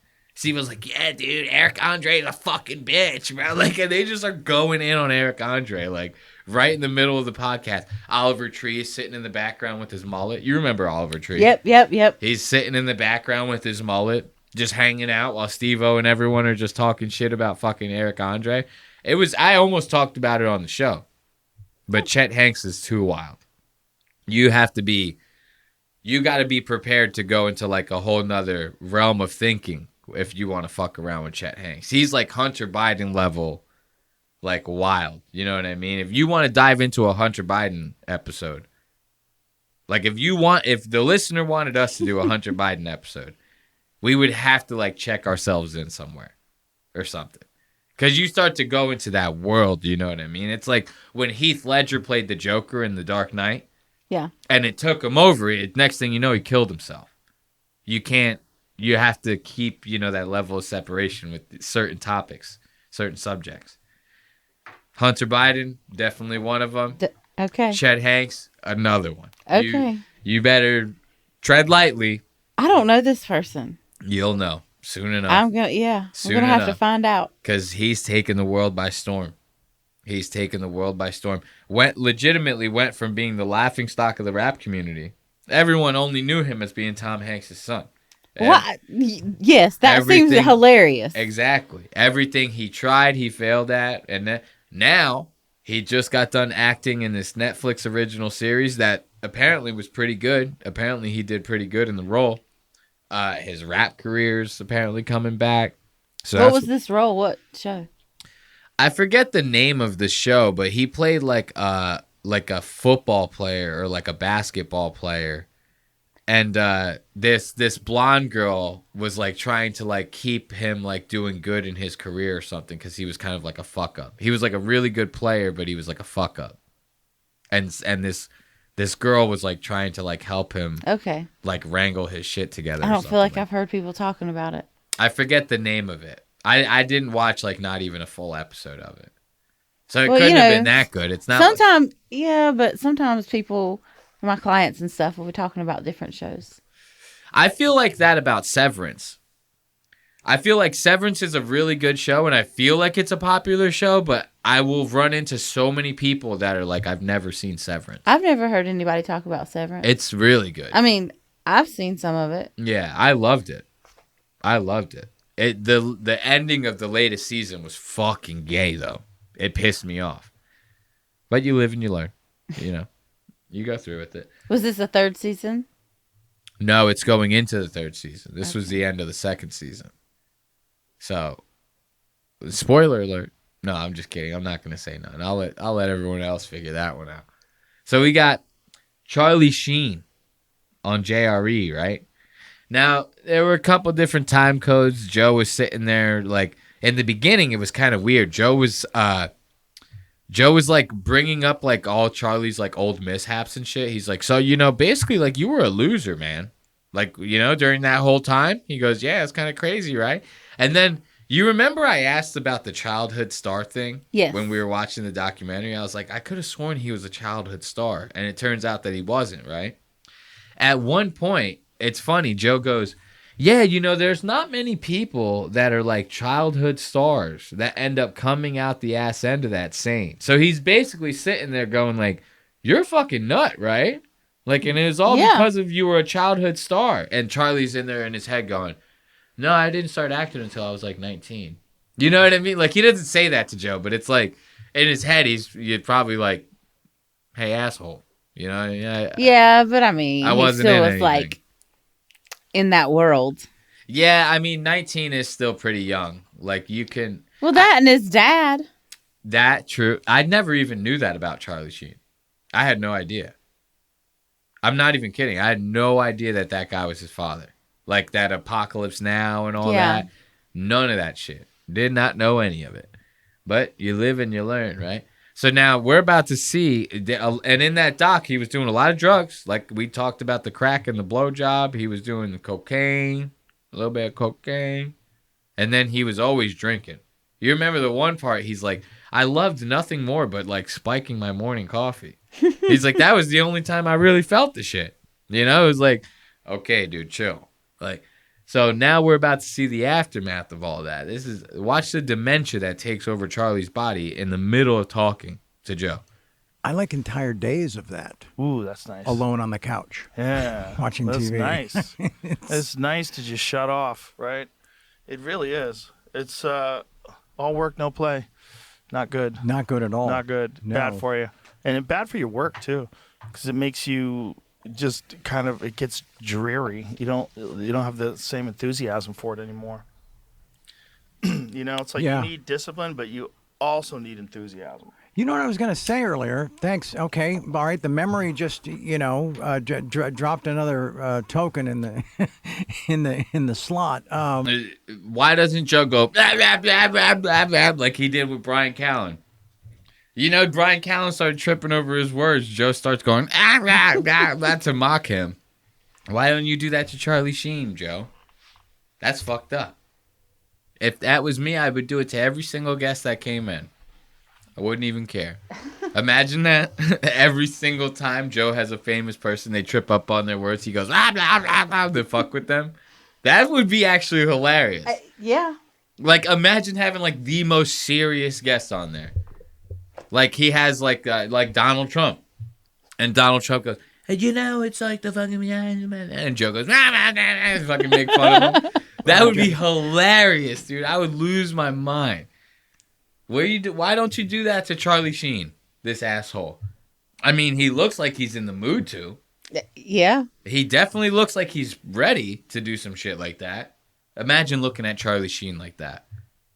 After I watched that documentary, Charlie Sheen's the most adorable person I've ever seen in my entire fucking life. You know what I was going to say earlier? Thanks. Okay. All right. The memory just, dropped another token in the Shut the fuck up. in the slot. Is that now it's it doesn't even connect. It doesn't? Let's find out. Uh-oh. Charlie's He's shutting being down. sassy now. Well, that's the thing. Joe's being sassy it's unjustified. Charlie's legitimately going through an episode right now. Yeah. Like, Charlie's battery is running out. Like, as we speak, he's like, yeah, it's like a wind-up toy. And Charlie's like He's running like, out. yep. He's like, I was thinking with the memory and the corn and the slog. The third. And Joe's like, well, let's find out. And Charlie's like, brr.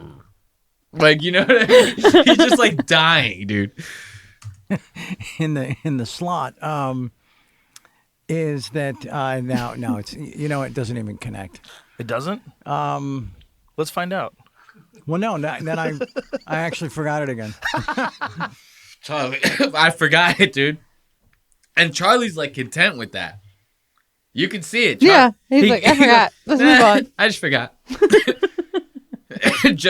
Joe goes, what's that smell? He goes, I just shit my pants. He goes, nothing really. I just shit myself. Is that now it's it doesn't even connect. It doesn't? Let's find out. Well, no, then I Even Jamie is in the background laughing. Jamie goes, this guy's cooked. Jamie's in the background like, this guy's fucking cooked, dude. I actually forgot it again. How about that? Is that fucking nuts? It's normal. It's normal. When Charlie goes, did I ever tell you the story about when the hooker gave me the blowjob and I was smoking the crack? He goes, yeah, man, it's crazy. It's a crazy time. Now watch, you think that's it. You think it's over? You think it's over? you when you first got Platoon, did you have any idea like what the fuck was going to happen? I didn't. Is that for people today? Imagine he goes, when you first got Platoon, Charlie goes, I got Platoon. He just doesn't remember anything. Yeah. To understand how big that movie was, because it was one of the very first realistic war movies, and I think very importantly, it was done by Oliver Stone, who was actually a veteran of the Vietnam War. You remembering what you wrote down? What you Just that piece. Yeah, I'm not gonna forget it again. I'm not going to forget it again. Charlie, that's how bad the dementia hit him. He had to write it down. He goes, oh, Joe said something about me getting Platoon. He goes, okay, you did the movie Platoon. he writes it down in his notebook. He It's goes, kind of poor, pitiful. yeah, he thing. goes, I had to write that down, Joe, so I remembered that I did that movie because just like, what's his name? What was the guy that did Malcolm in the Middle? Frankie Muniz? Yeah, or whatever? that's it. You know that Frankie Muniz doesn't remember recording those. I feel like I have heard that. Because he had like some sort of disease or something went wrong with him that he like doesn't remember actually recording all of those episodes of that show, right? That's wild. So now that's like Charlie Sheen. He goes, well, Joe, if I don't write it down now, It didn't happen. I won't remember. It didn't happen to me. So he has to leave the microphone. He has to go all the way off the camera to over here. And fucking write in the notebook. He goes, make sure you remember you were the star of Platoon. You know? Yeah. And Charlie has to look at it. He has writing all over his body like the movie Memento. Everything.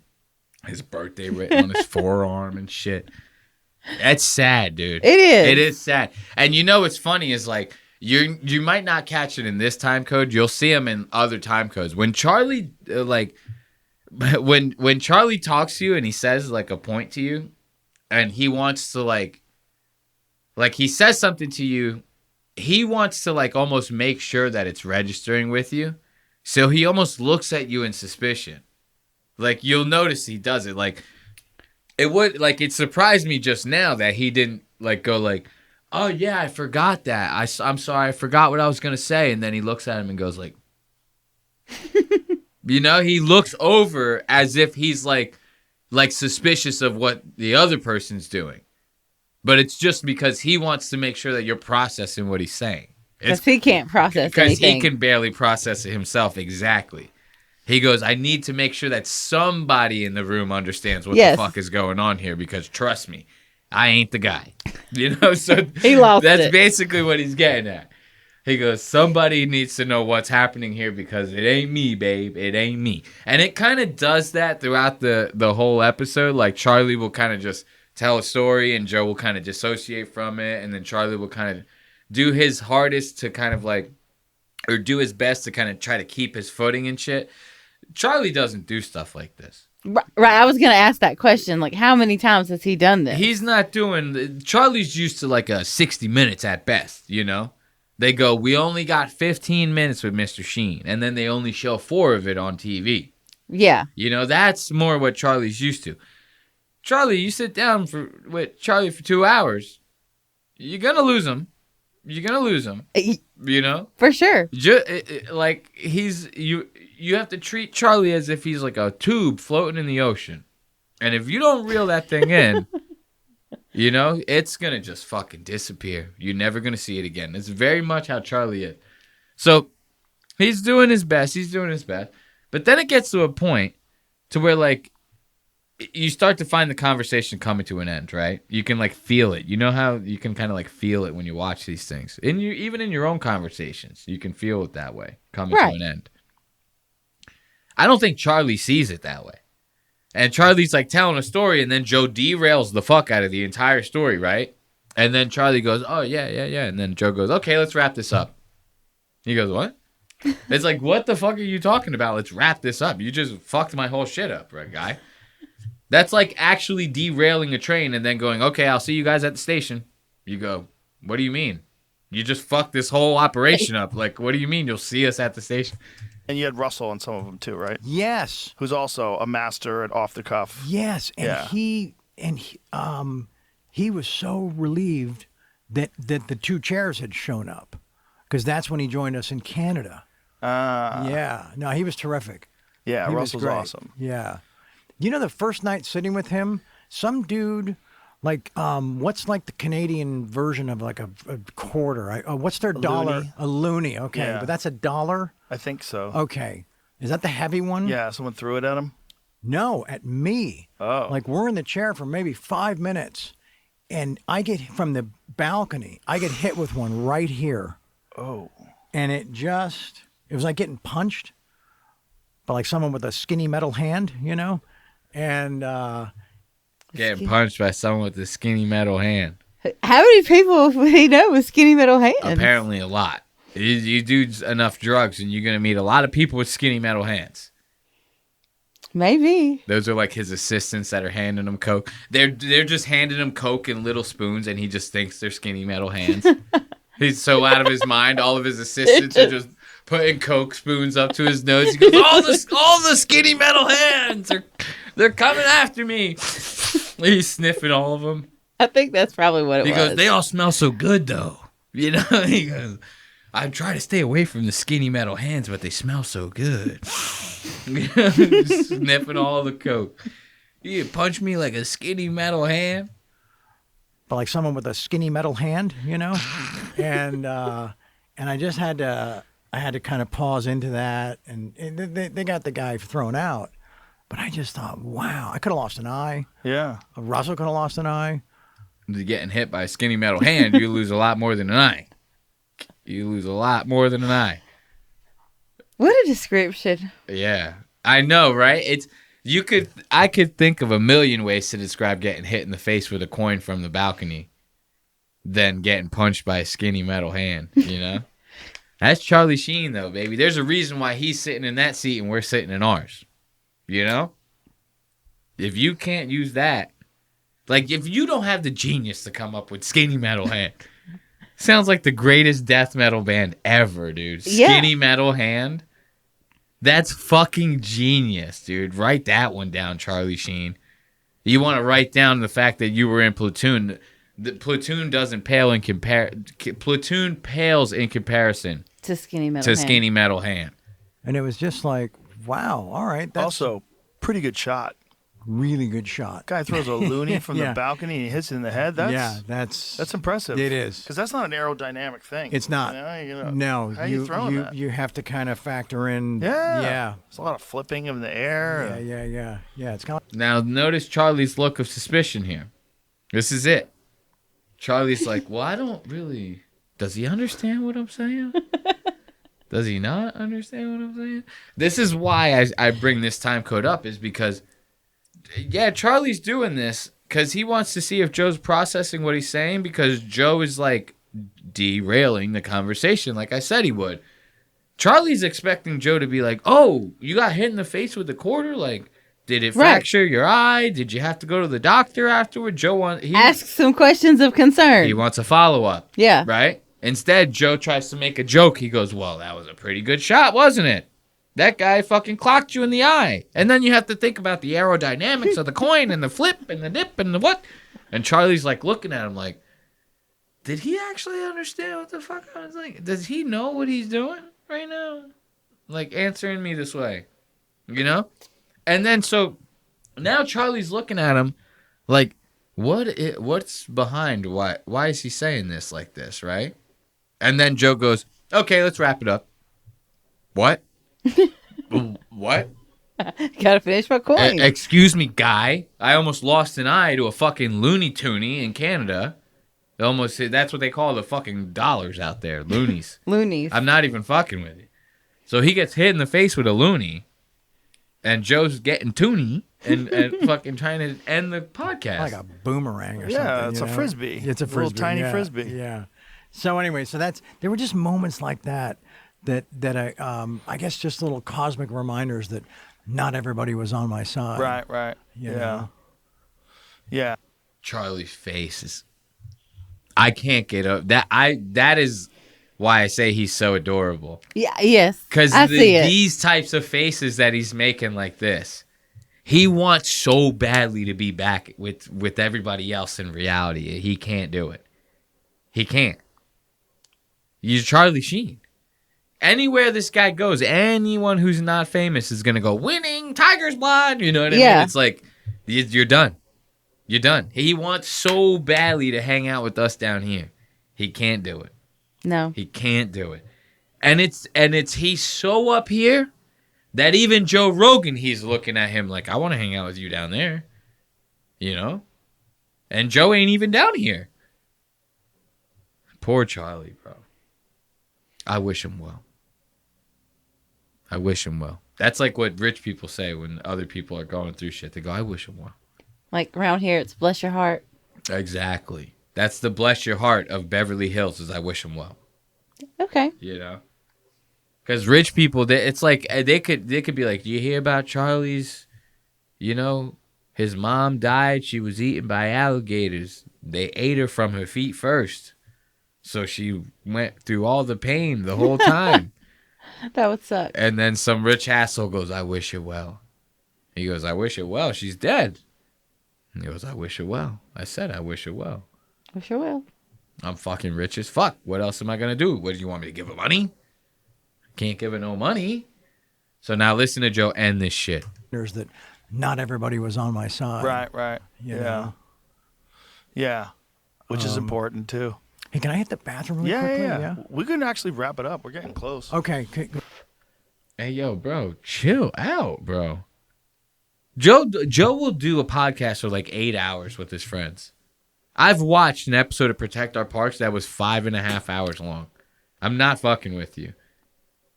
This guy has Do they take breaks? Yes, they go to the fucking bathroom. They literally will go to the bathroom. Okay, because I'm like, I could not. Yeah, Just they that- go to the bathroom. And Charlie, poor Charlie, bro. He's sitting there looking into Joe's eyes lovingly. As if Joe is like his long lost father. As if he's Martin Sheen. And then fucking, he asked to go to the bathroom. Joe just wants to fucking call the whole thing quits. It's like, bro, what are you doing? And Charlie's look, he goes, whoa, you want to end it? He goes, no, man, we can't end it right now. Too. Hey, can I hit the bathroom really quickly? Yeah. We can actually wrap it up. We're getting close. Okay. You want to wrap it up? Can we just touch on a couple things before we do? Absolutely. Is Let's that take cool? a leak and we'll come back. Okay, cool. Oh, now this part. He goes, can we just do... He goes, I want to plug my book. I want to, talk about my documentary a little bit. Yeah, a couple things. There's a couple things. They talked about the doc a little bit throughout the episode. I skipped pretty far ahead from the last time code. But he goes, yeah, we could talk about all this good stuff. You could promote all your shit when we get back, right? Let's take that piss. We'll be right back. And you can see Joe's face. Joe's like, yeah, I guess so. He takes off his head. Watch how Joe goes, yeah, we'll be right back. Can we just touch on a couple things before we do? Absolutely. Is Let's that take cool? a leak and we'll come back. Okay, cool. Should we bring this up? I guess we have. Should we bring this up? He goes, Charlie, should we bring up your book? Charlie, should we bring up the documentary? Yes, that's the whole point. Charlie, should we maybe bring up those things that you wanted to bring up when we got back from the bathroom? I didn't Before think they were do? going to come Is back. that I thought it cool? would just end like that. They're coming back. Should we bring this up? I guess we have to. So this just happened. We just found out that Charlie Kirk got shot. Oh. Yes. Charlie Kirk got shot. Now, I don't know While if they took the break.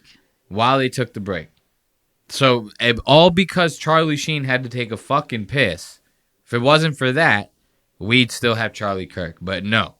They have to fucking pause the goddamn episode because Charlie has to fucking pee. So now they get back from the bathroom. Charlie ain't going to be able to talk about his book. You know? Not now. Fucking Charlie Kirk. And Charlie Kirk's name is Charlie too.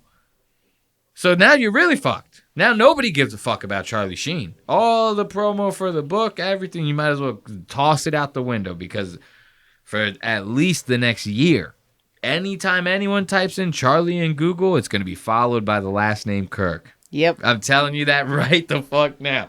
So you're coming back from this bathroom break with high hopes of promoting your shit. You might as well kiss those hopes goodbye, my friend. I'm telling you this now. And Joe's devastated. It's fucking awful. And is he dead? No, I don't think so. That's what was just One of the guys out there just said it was spoken confirmed that in he's the dead. in the lobby was just I was looking. I've been looking. I haven't seen anything that said confirmed. Whoa. Joe's like, he hated trans people just as much as me, man.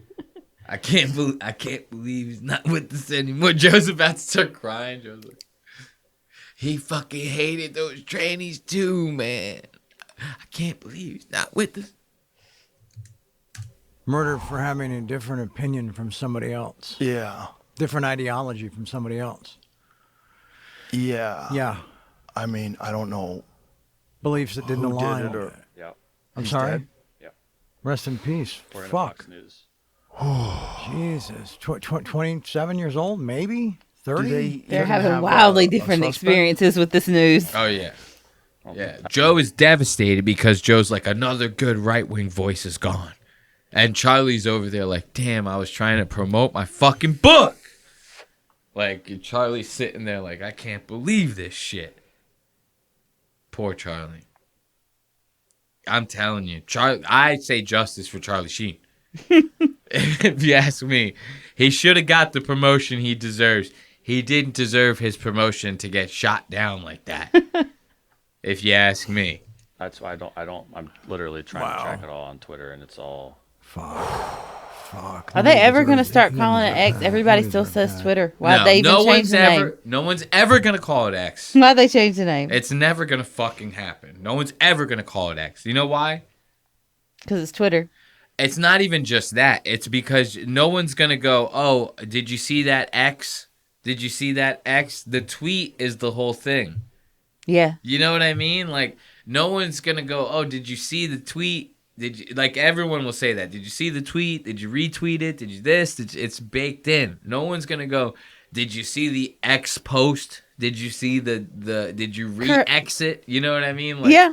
No one cares. So it's like that level of marketability, it's always just going to stick with that app. It's never going to go away. Why did they do that? Because Elon Musk is a fucking fag, dude. He just wants to take shit and ruin it. As much as I'm not going to lie and say that I am very, cool with the fact that he bought that platform. Because, he really has, I mean, you see every guy. I literally saw Charlie Kirk get shot in the neck on Twitter. Right. So everything is on there. It's no hose barred. It's unfiltered. Pretty much you're going to find. And yes, you're going to have to trudge through a lot of bullshit. A lot of people complain and go, well, now it's racist. Now there's anti-Semitism. Now there's that. There always was. There always was. You're just thinking about it with the wrong perspective. Where before the water was getting through from a little hole, now it's getting through from an actual opening in the fence. You get what I'm saying? It was always still there. It was always still there. So, that kind of argument is lost on me when it comes to that. So I am happy that it got bought because, you trudge through the bullshit, but you can find what you need to find on there.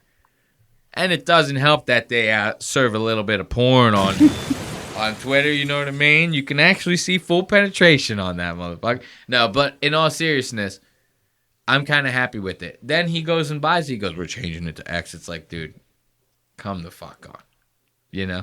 But when he bought it, what he did was he like released all these files to the public that were like, yo, Twitter was like taking directions from the government to like block certain subjects from being talked about and stuff. Like the Hunter Biden laptop was a big thing. That like now we know that social media companies, by direction of the Biden administration, were legitimately suppressing the story. So it was stuff like that, which was the reason why Elon even bought it in the first place.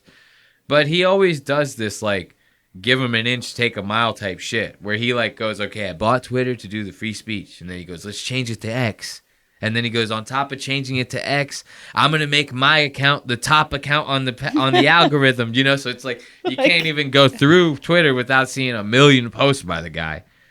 And then you know he does that. Then you give him Doge.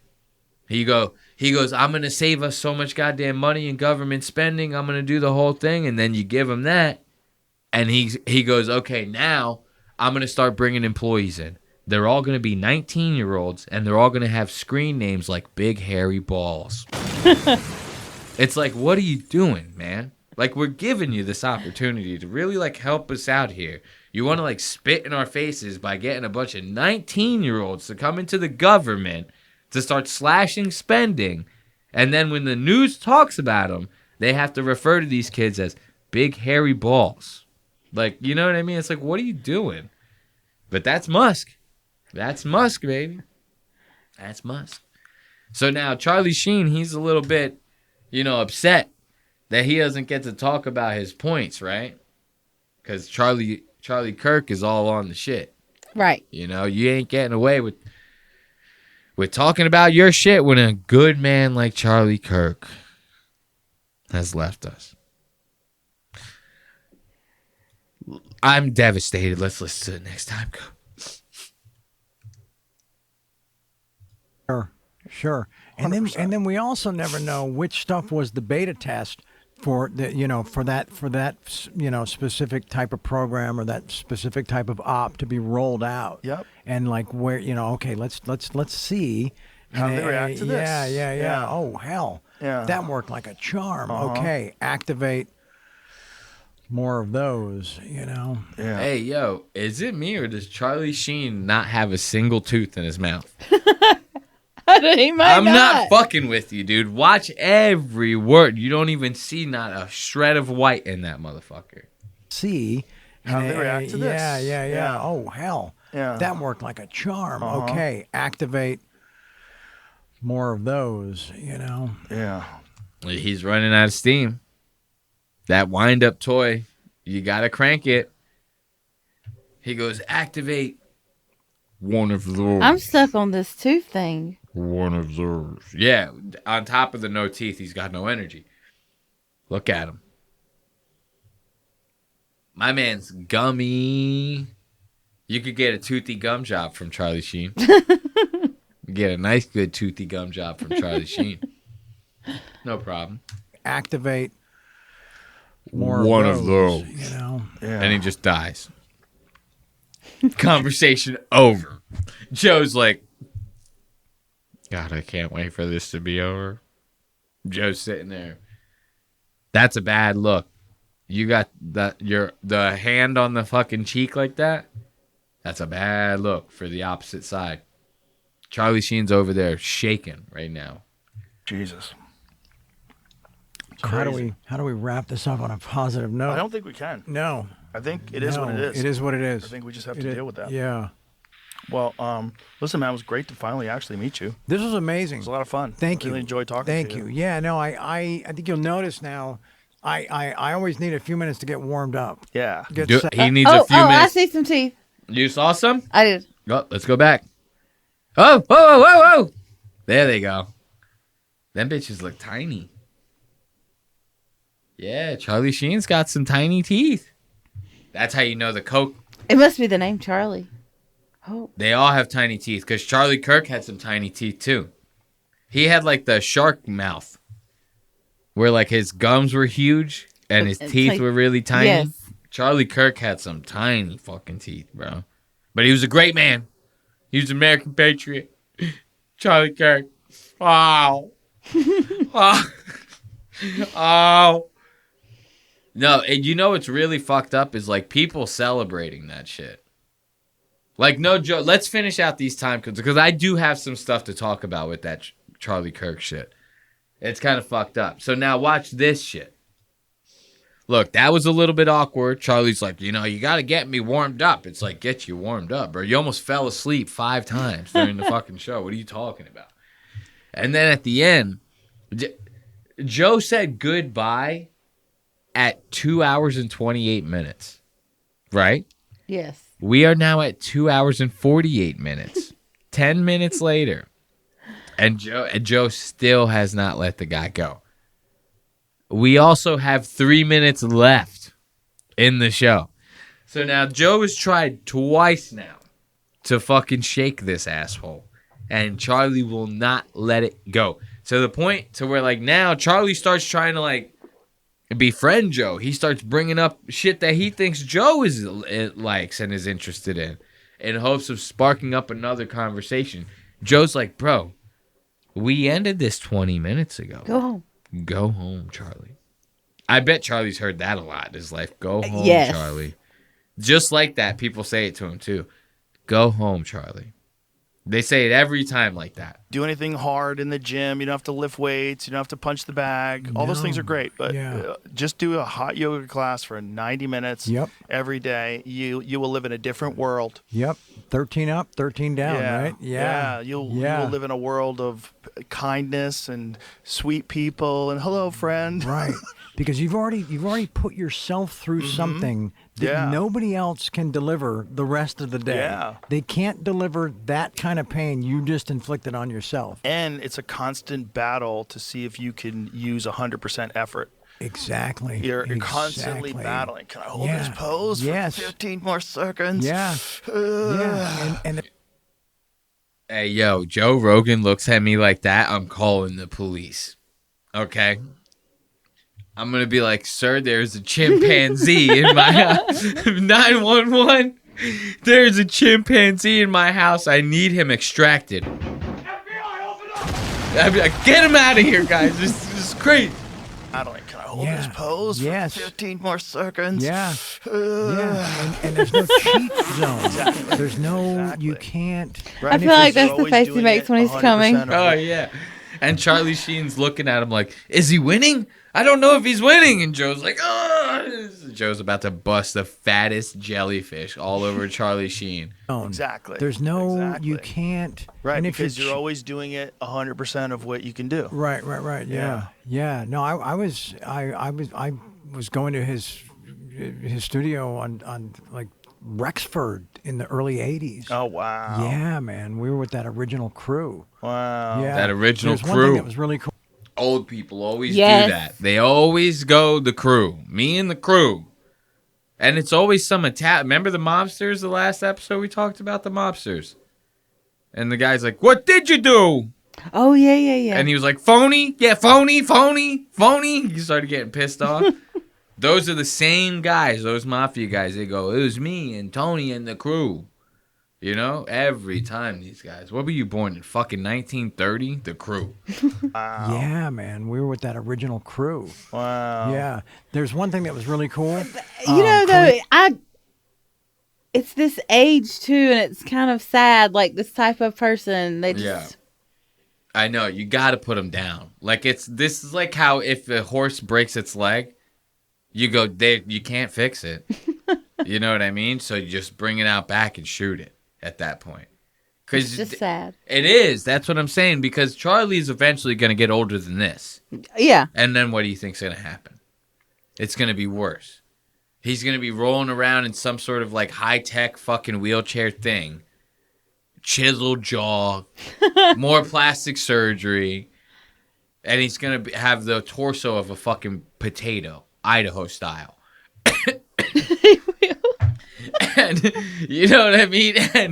And then it's like, now what does he have left to live for? It's like, just shoot him. Please. After we got the Netflix doc, we don't need any more. That's it. You're done. Respectfully. Kareem was in there. Kareem Abdul-Jabbar? Yeah. Wow. And a lot of the stuff with the arms above the head, he can only go about here because of the ceiling. Yeah. I would come in late sometimes, and Kareem would already be in there, and so his shoes would be like next to his locker. So I would put still wearing my shoes inside his. We still haven't ended the episode. Joe has said goodbye a long, long time ago. Probably multiple times. Well, this is the third time. This is the third attempt. Shoes, just because I just had to. I mean, it's cool as fuck. It's Kareem, right? And so, but then Quincy Jones was also in there. Quincy Jones. As if anybody even knows who Quincy Jones is. What is a Quincy Jones? I mean, I beats me. Right. And so the mirror, you could see the front desk where you check in behind you. Like you could see it, but it was behind us. We're all facing forward. And for about a 6-month period, Quincy's in a little Speedos. And he's giving it his all. He'd be in the middle of like the standing bow or the freaking head to knee or something like a triangle or something really complicated. And he'd stop. And he'd leave the class, but you'd see him going to the desk and writing shit down, fucking sweating in his Speedo, right? Joe, end this. Joe, you gotta end this. What's fucked up is I don't even think 48, 50. No, for some reason there was like one point. Let's just get away from this. I want to talk about this Charlie Kirk bullshit, and then we can end this episode. But there was like a one point Charlie Sheen was like, he was like, oh, I just got this sauna blanket and I bring it with me everywhere. Because Joe Rogan's like, remember I told you Joe freezes himself and then he thaws himself out. He does that every morning. He's like, I do the ice bucket and then I get in the sauna and I work out for 18 hours and then I do this. So that was like Charlie's trying to, a lot of these comedians now will get on there. Anyone will get on there and go, I just bought a sauna for my house. And they want Joe to go. It's their like relatable thing. Yeah, they want Joe to go, oh, you bought it? What kind? Did you get this one? Oh, the ice bath? Did you buy like the Arctic Freeze 3000? Like, and Joe, because Joe knows all the models. And so it's like every time somebody gets on there now, they go, let me relate to Joe with this. So Charlie goes, I got this sauna blanket. I bring it with me everywhere. And he goes, I actually heard you bring yours with you everywhere. He goes, I don't. It was like the funniest thing. He goes, I bring it with me sometimes. Like, but it was just funny to see Charlie go like, we can keep this podcast going. We can be friends, right? I got a sauna blanket. Joe's like, I don't have a sauna blanket. You know what I mean? Like, shit had me dying, dude. So I wanted to go. We can talk about this Charlie Kirk thing. It's kind of, the whole thing was kind of fucking crazy, man. Like, obviously, like a couple days ago, Charlie Kirk gets shot in the neck. You weren't too familiar with Charlie Kirk. I wasn't really either. Like, I knew of Charlie Kirk. I knew, like, that he was an online figure, and I knew he was a right-wing online figure. But I never watched his content. I never knew a whole lot about it or anything like that. So, like, when I personally saw like and heard about him getting like shot in the neck at like these debate things that he likes to do at these colleges, it like fucking shocked me. But like only for the simple fact that I legitimately had no idea who the hell he was. Like in that regard, Yeah. Like normally you think about like a Martin Luther King. You think about a JFK, like everyone knew who those people were when they got shot. Charlie Kirk, not too many people knew like who he was like that. You know what I mean? At least not that I know. Like, I don't know. I feel like it has been the talk.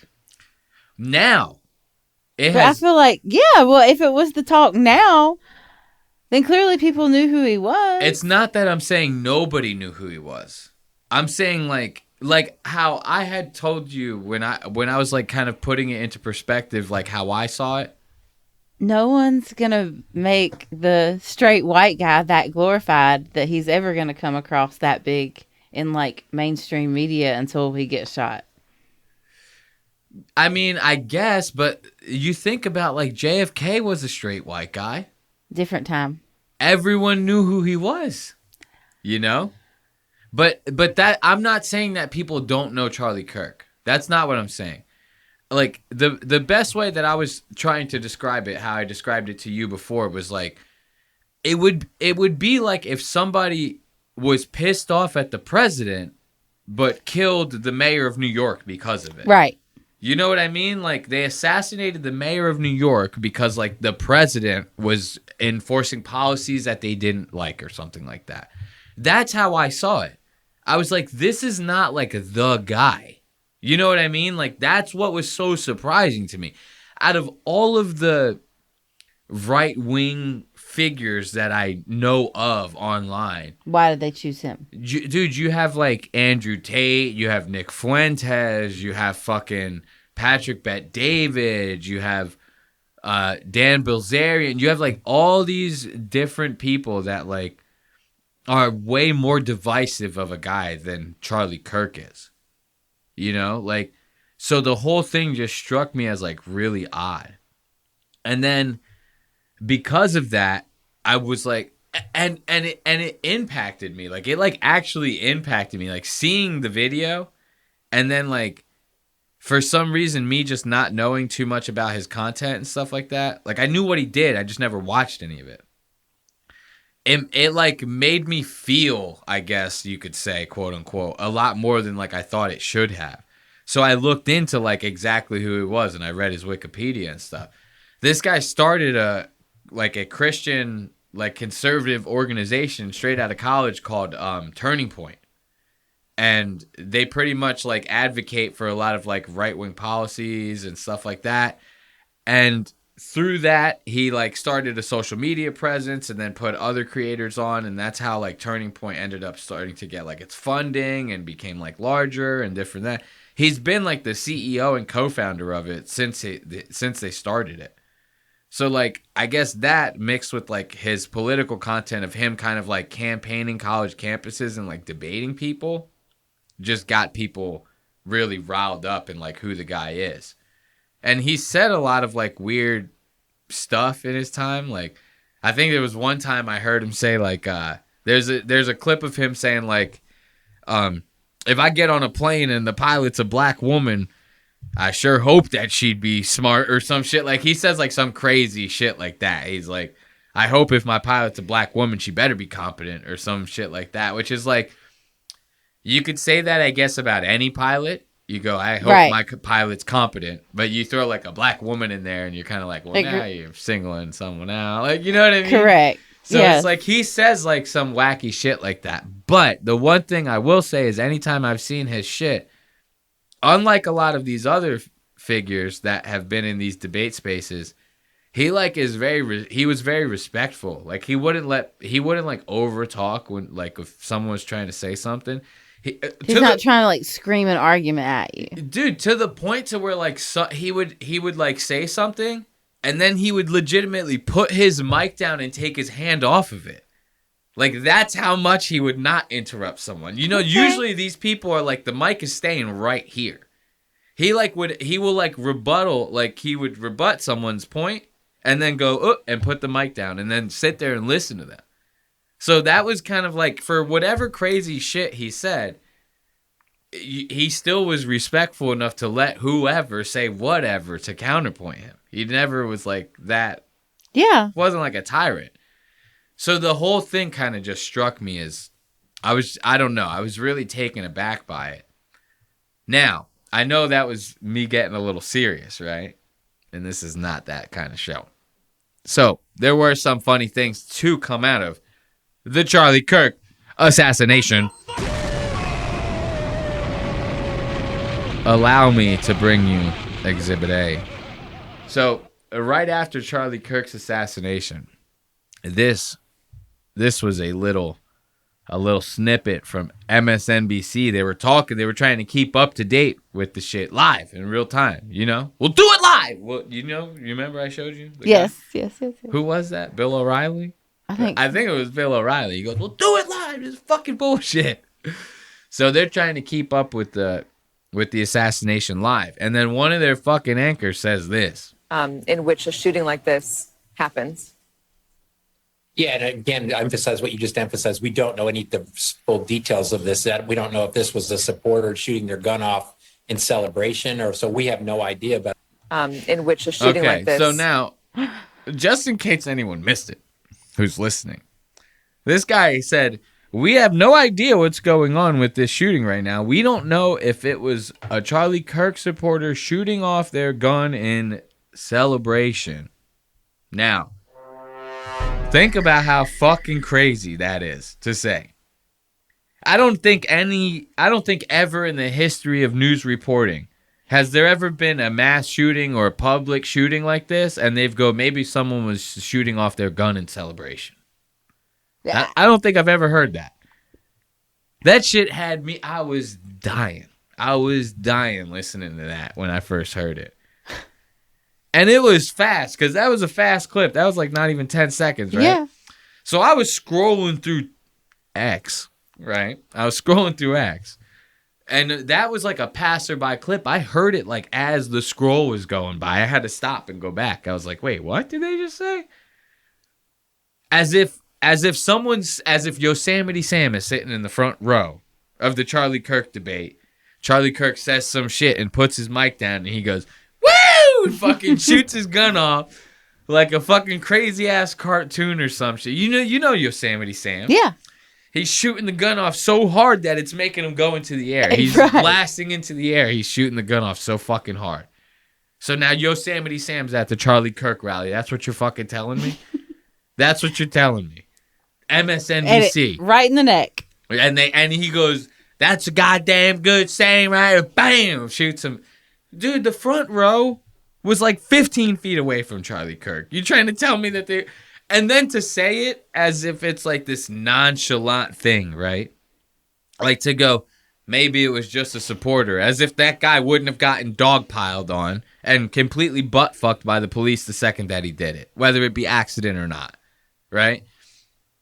Now, here's the real big kicker. Look, you should do it to me.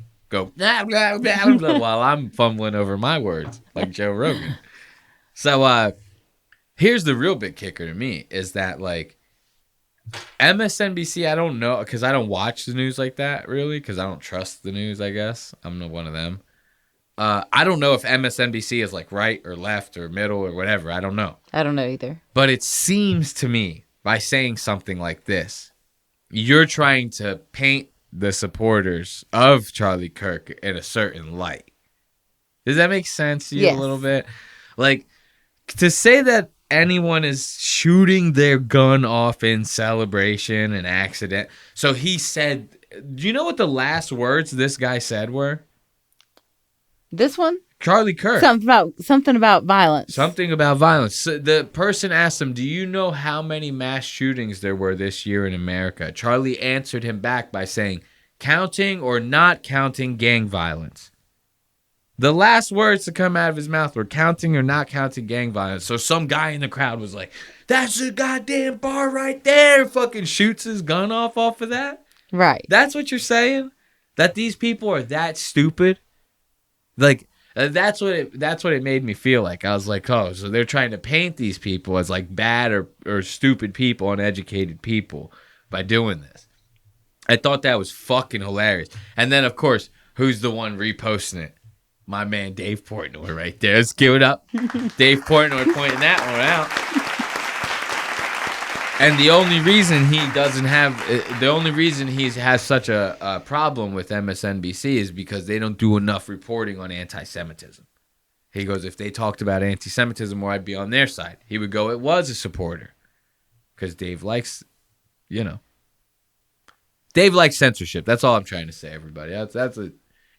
So you had that, right? That was one thing that came out of this. Now, another thing that I guess this is maybe getting on a little bit more of a serious note. Another thing that I thought was fucking crazy to me was people legitimately celebrating this. Like, people were going online and posting videos of themselves being like, yay, Charlie Kirk is dead and blah, blah, blah. And look, I make a ton of jokes where I'm like, oh, you should kill yourself if you do this. You should like start your life over if you may. Like, this is all for humor, bro. Like, if I said a joke on here and somebody did something like off of that, I would feel fucking crazy off of that. You know what I mean? Yeah, like, yeah. I would not be like, okay, this is great. Oh, you did it? Great, awesome. Like, I would be like fucking. I'd tell you I would never make a joke like that again. You know, like I would be fucked up. I'd be fucked up off of it. I'd be fucked up. Right? So to see people like posting videos like that, I was like, dude, this is fucking wild, bro. Wild. And it's all like, there's either two things behind it. One, you're doing it for show, which is just as fucking crazy, or two, you're actually depraved. You know, and you're like legitimate about your celebrations in this, which like you could disagree with the guy as much as you want. It's not like It's not like Charlie Kirk was like raping children, bro. Like, you know what I mean? He might have said some wild and crazy shit, but it's not like he was on the fucking Epstein list.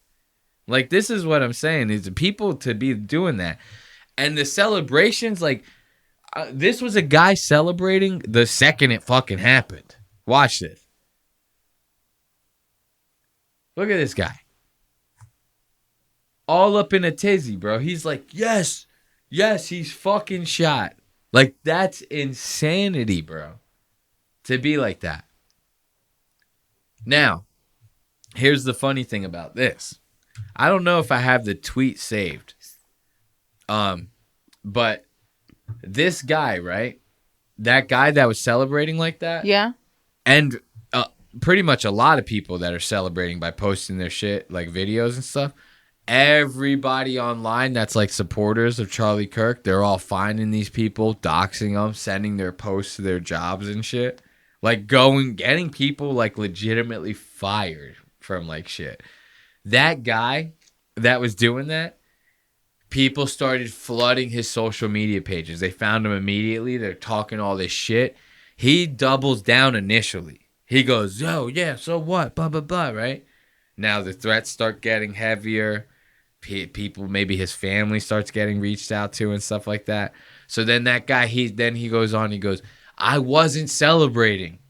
I was standing up so the security team could see, like, this is where we need to get evacuated from. He tries lying and saying that.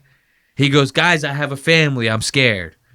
Everyone's fucking harping on because I mean, I'm not saying it's justified that you get fucked with over doing this, because now at that point you're getting into like an eye for an eye type situation, right?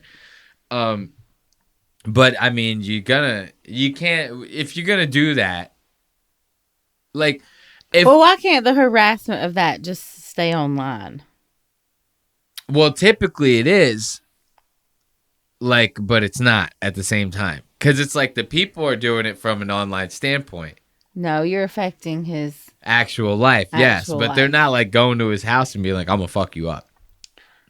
Now, that being said, I'm not saying that this is all justified behavior. This is insane. This is, if you're somebody that takes the time out of your day to do something like this, to be like, I'm gonna call someone's job over this, like, you're just as crazy as the person celebrating, in my opinion. You know? Yeah. Like, you should have better things to do. As an average American, like, yes, them doing that is evil and it's whatever. You, as an average American, should have way better things to do, in my opinion. Like breathing, for example, would be a really good point of that, right? Do you have a place to live? Yes? Clean it. You know? There's a lot you could do with your time rather than doing something like that. So that's just as crazy. I agree. But it's just funny to me that, like, if you're gonna post a video online and go, oh, well, if he's gonna say crazy shit, then he should expect a crazy outcome. Why should I feel bad for him, right? Now, if you're gonna say something like that, then same kind of applies to you. If you're gonna make a video saying some crazy shit, and then somebody online calls your job and fucking outs you for it, and you get fired, you know, it's like, you had that same approach. You know, it's kind of like, it's fucked up. Yeah. But some of these people, so the celebrations, right? The celebrations are one thing. Now, of course, my mouse is acting up. So the celebrations are one thing. I want you to check this one out, though. You support a shooter? This one had me dying, bro. So now look. This one happened like almost in real time. This guy was like live streaming, right? And someone, I guess, maybe is wearing a Charlie Kirk shirt or something. This guy is talking some shit. Now watch. This one had me dying. This is funny. You support a shooter? Yep, sure do. It's freedom. You support Charlie Kirk shooter? Sure do. He does all a favor. Would you shoot somebody like Charlie Kirk? I would have killed him myself. You would have killed him yourself? Okay. Do you have a job here in Seattle? Nope. I TikTok for a living. A few moments later. Look, he says, I do TikTok for a living. Mm-hmm. My man, you wearing a fucking T-Mobile bucket hat. Charlie Kirk? This is an actual T-Mobile bucket hat. You see that? You would have I'm trying to get a good frame of it. Look at this T-Mobile sign. killed him yourself? This guy's hat is going ba-na-na-na-na. You know what I mean? Oh. Okay. Do you have a job here in Seattle? Nope. I TikTok for a living. A few moments later. Oh, so you Trump supporters want to call my mom and threaten to kill my mom? Oh, yeah. That's why I called the police on you. And I'm reporting you for doxing and harassment. You're going to fucking prison, buddy. That's a federal charge. What is this guy, 14? He goes, oh, yep. You call my house? You call my house past 10 p.m.? Wake up my parents, yeah? Like, he sounds crazy, dude. He sounds kind of retarded a little bit, right? I mean, he might be. He might be Downs. He might be. What's this other thing he's supporting for his little What is that? lanyard, whatever? Something bit something. Oh, something bitches. Emo bitches. I heart emo bitches. Okay. That I can get behind. I can get behind you liking some emo bitches. A little My Chemical Romance for them emo bitches. You smell me. This guy, State Farm 206, this guy's name is. Oh, yep. You gonna call my mom and try to get me grounded? Oh, yep. Kill my mom? Oh, yeah. So you Trump supporters... He goes, oh, you Trump supporters, you're going to try to call the principal, get me suspended from school? Oh, yep. I TikTok for a living. A few moments later. Oh, so you Trump supporters want to call my mom and threaten to kill my mom? Oh, yeah. That's why I called the police on you. And I'm reporting you for doxing and harassment. You're going to fucking prison, buddy. That's a federal charge. You're really going to call my mom and threaten her on the phone? Yep. Okay, I didn't want to bring the police in this because I hate the police, but now I'm going to. I don't want to bring the police in this. I hate the police. But I'm going to. She's like, I didn't want to tell my mom because, like, I never want to tell my mom about stuff because I'm not, like, a snitch. But I'm going to have to tell my mom about this. He's like, you know what I mean? He's really got that kind of energy to him. He does. Like, it's so fucking funny. The initial, oh, yeah. Like, when he does that is so fucking gold, bro. A few moments later. Oh, so you Trump Not that one. No, I don't. The next one. supporters want to call my mom and threaten to kill my mom? Oh, yeah. That's why I called the police on you. And I'm reporting you for doxing and harassment. You're going to fucking prison, buddy. That's a federal charge. You're really going to call my mom and threaten her on the phone? Yep. Okay, Yep. I didn't want to bring the police in this because I hate the police, but now I'm going to. I have all the receipts. You're fucked. You are fucked. They can trace your phone calls. They can trace your phone calls, he says. He thinks that this is like that Ice Cube War of the Worlds movie. Yeah. Where, like, the police can just sit in a chair and do every single thing, like, that's possibly imaginable. Like, Ice Cube was, like, controlling, like, traffic cameras and shit and, like, changing the directions of them. And I was like, dude, you can't do that. Like, what the fuck is even happening here? He goes, hold on, baby. I'm going to unlock this Tesla for you. You just hack a Tesla from, like, a government building, like that one single model? Like, how'd you find the serial number on the motherboard chip? I don't understand that. Like, what the fuck? Holy shit. This guy, he believes that everything is like that. He goes, they're going to trace your calls. They know what you had for breakfast last week. And they care. Oh, yeah. Called my mom and said you're going to kill her? Okay, wait till I get home. I dare you double dog dare you to show up to my house. Double dog dare you. A double dog dare you. He looks like a Down syndrome. He looks like one. He has Down syndrome. I think we might be fucking up here. Because I think we legitimately might be making fun of like Love on the Spectrum level. We might be. Type shit. Like he, like right off frame is like the crew from Love on the Spectrum. They're filming him right now. He's like in the middle of the season. His date is like over on the side. He's like, oh, yep. His date is over there like all scared and shit. She's like, can you guys bring me home? Like, I'm fucking scared over this. Okay, wait till I get home. I dare you, double dog dare you to show up to my house. I will kill you my fucking self. Don't ever threaten my mom out like that, bitch. Don't ever threaten my mom. I like that. Listen. I will kill you my fucking self.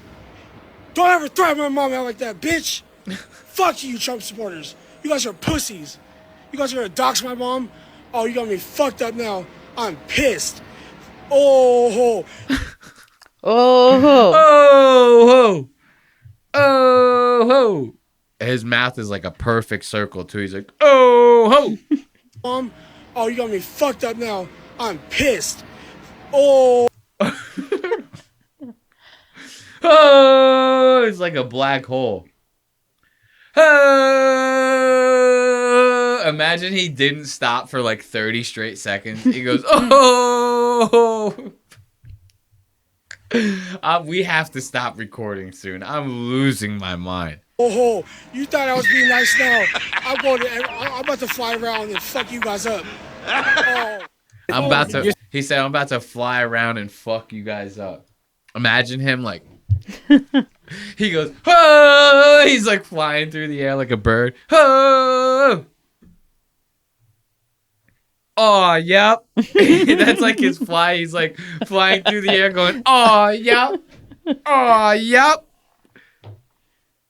Oh, that's so fucking funny, dude.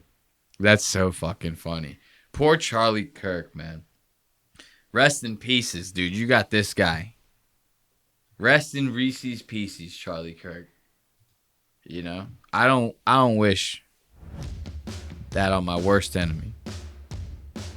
Although I might wish it on my best friend. No, I'm just kidding. All right. See ya. I like it when you move it, so tell me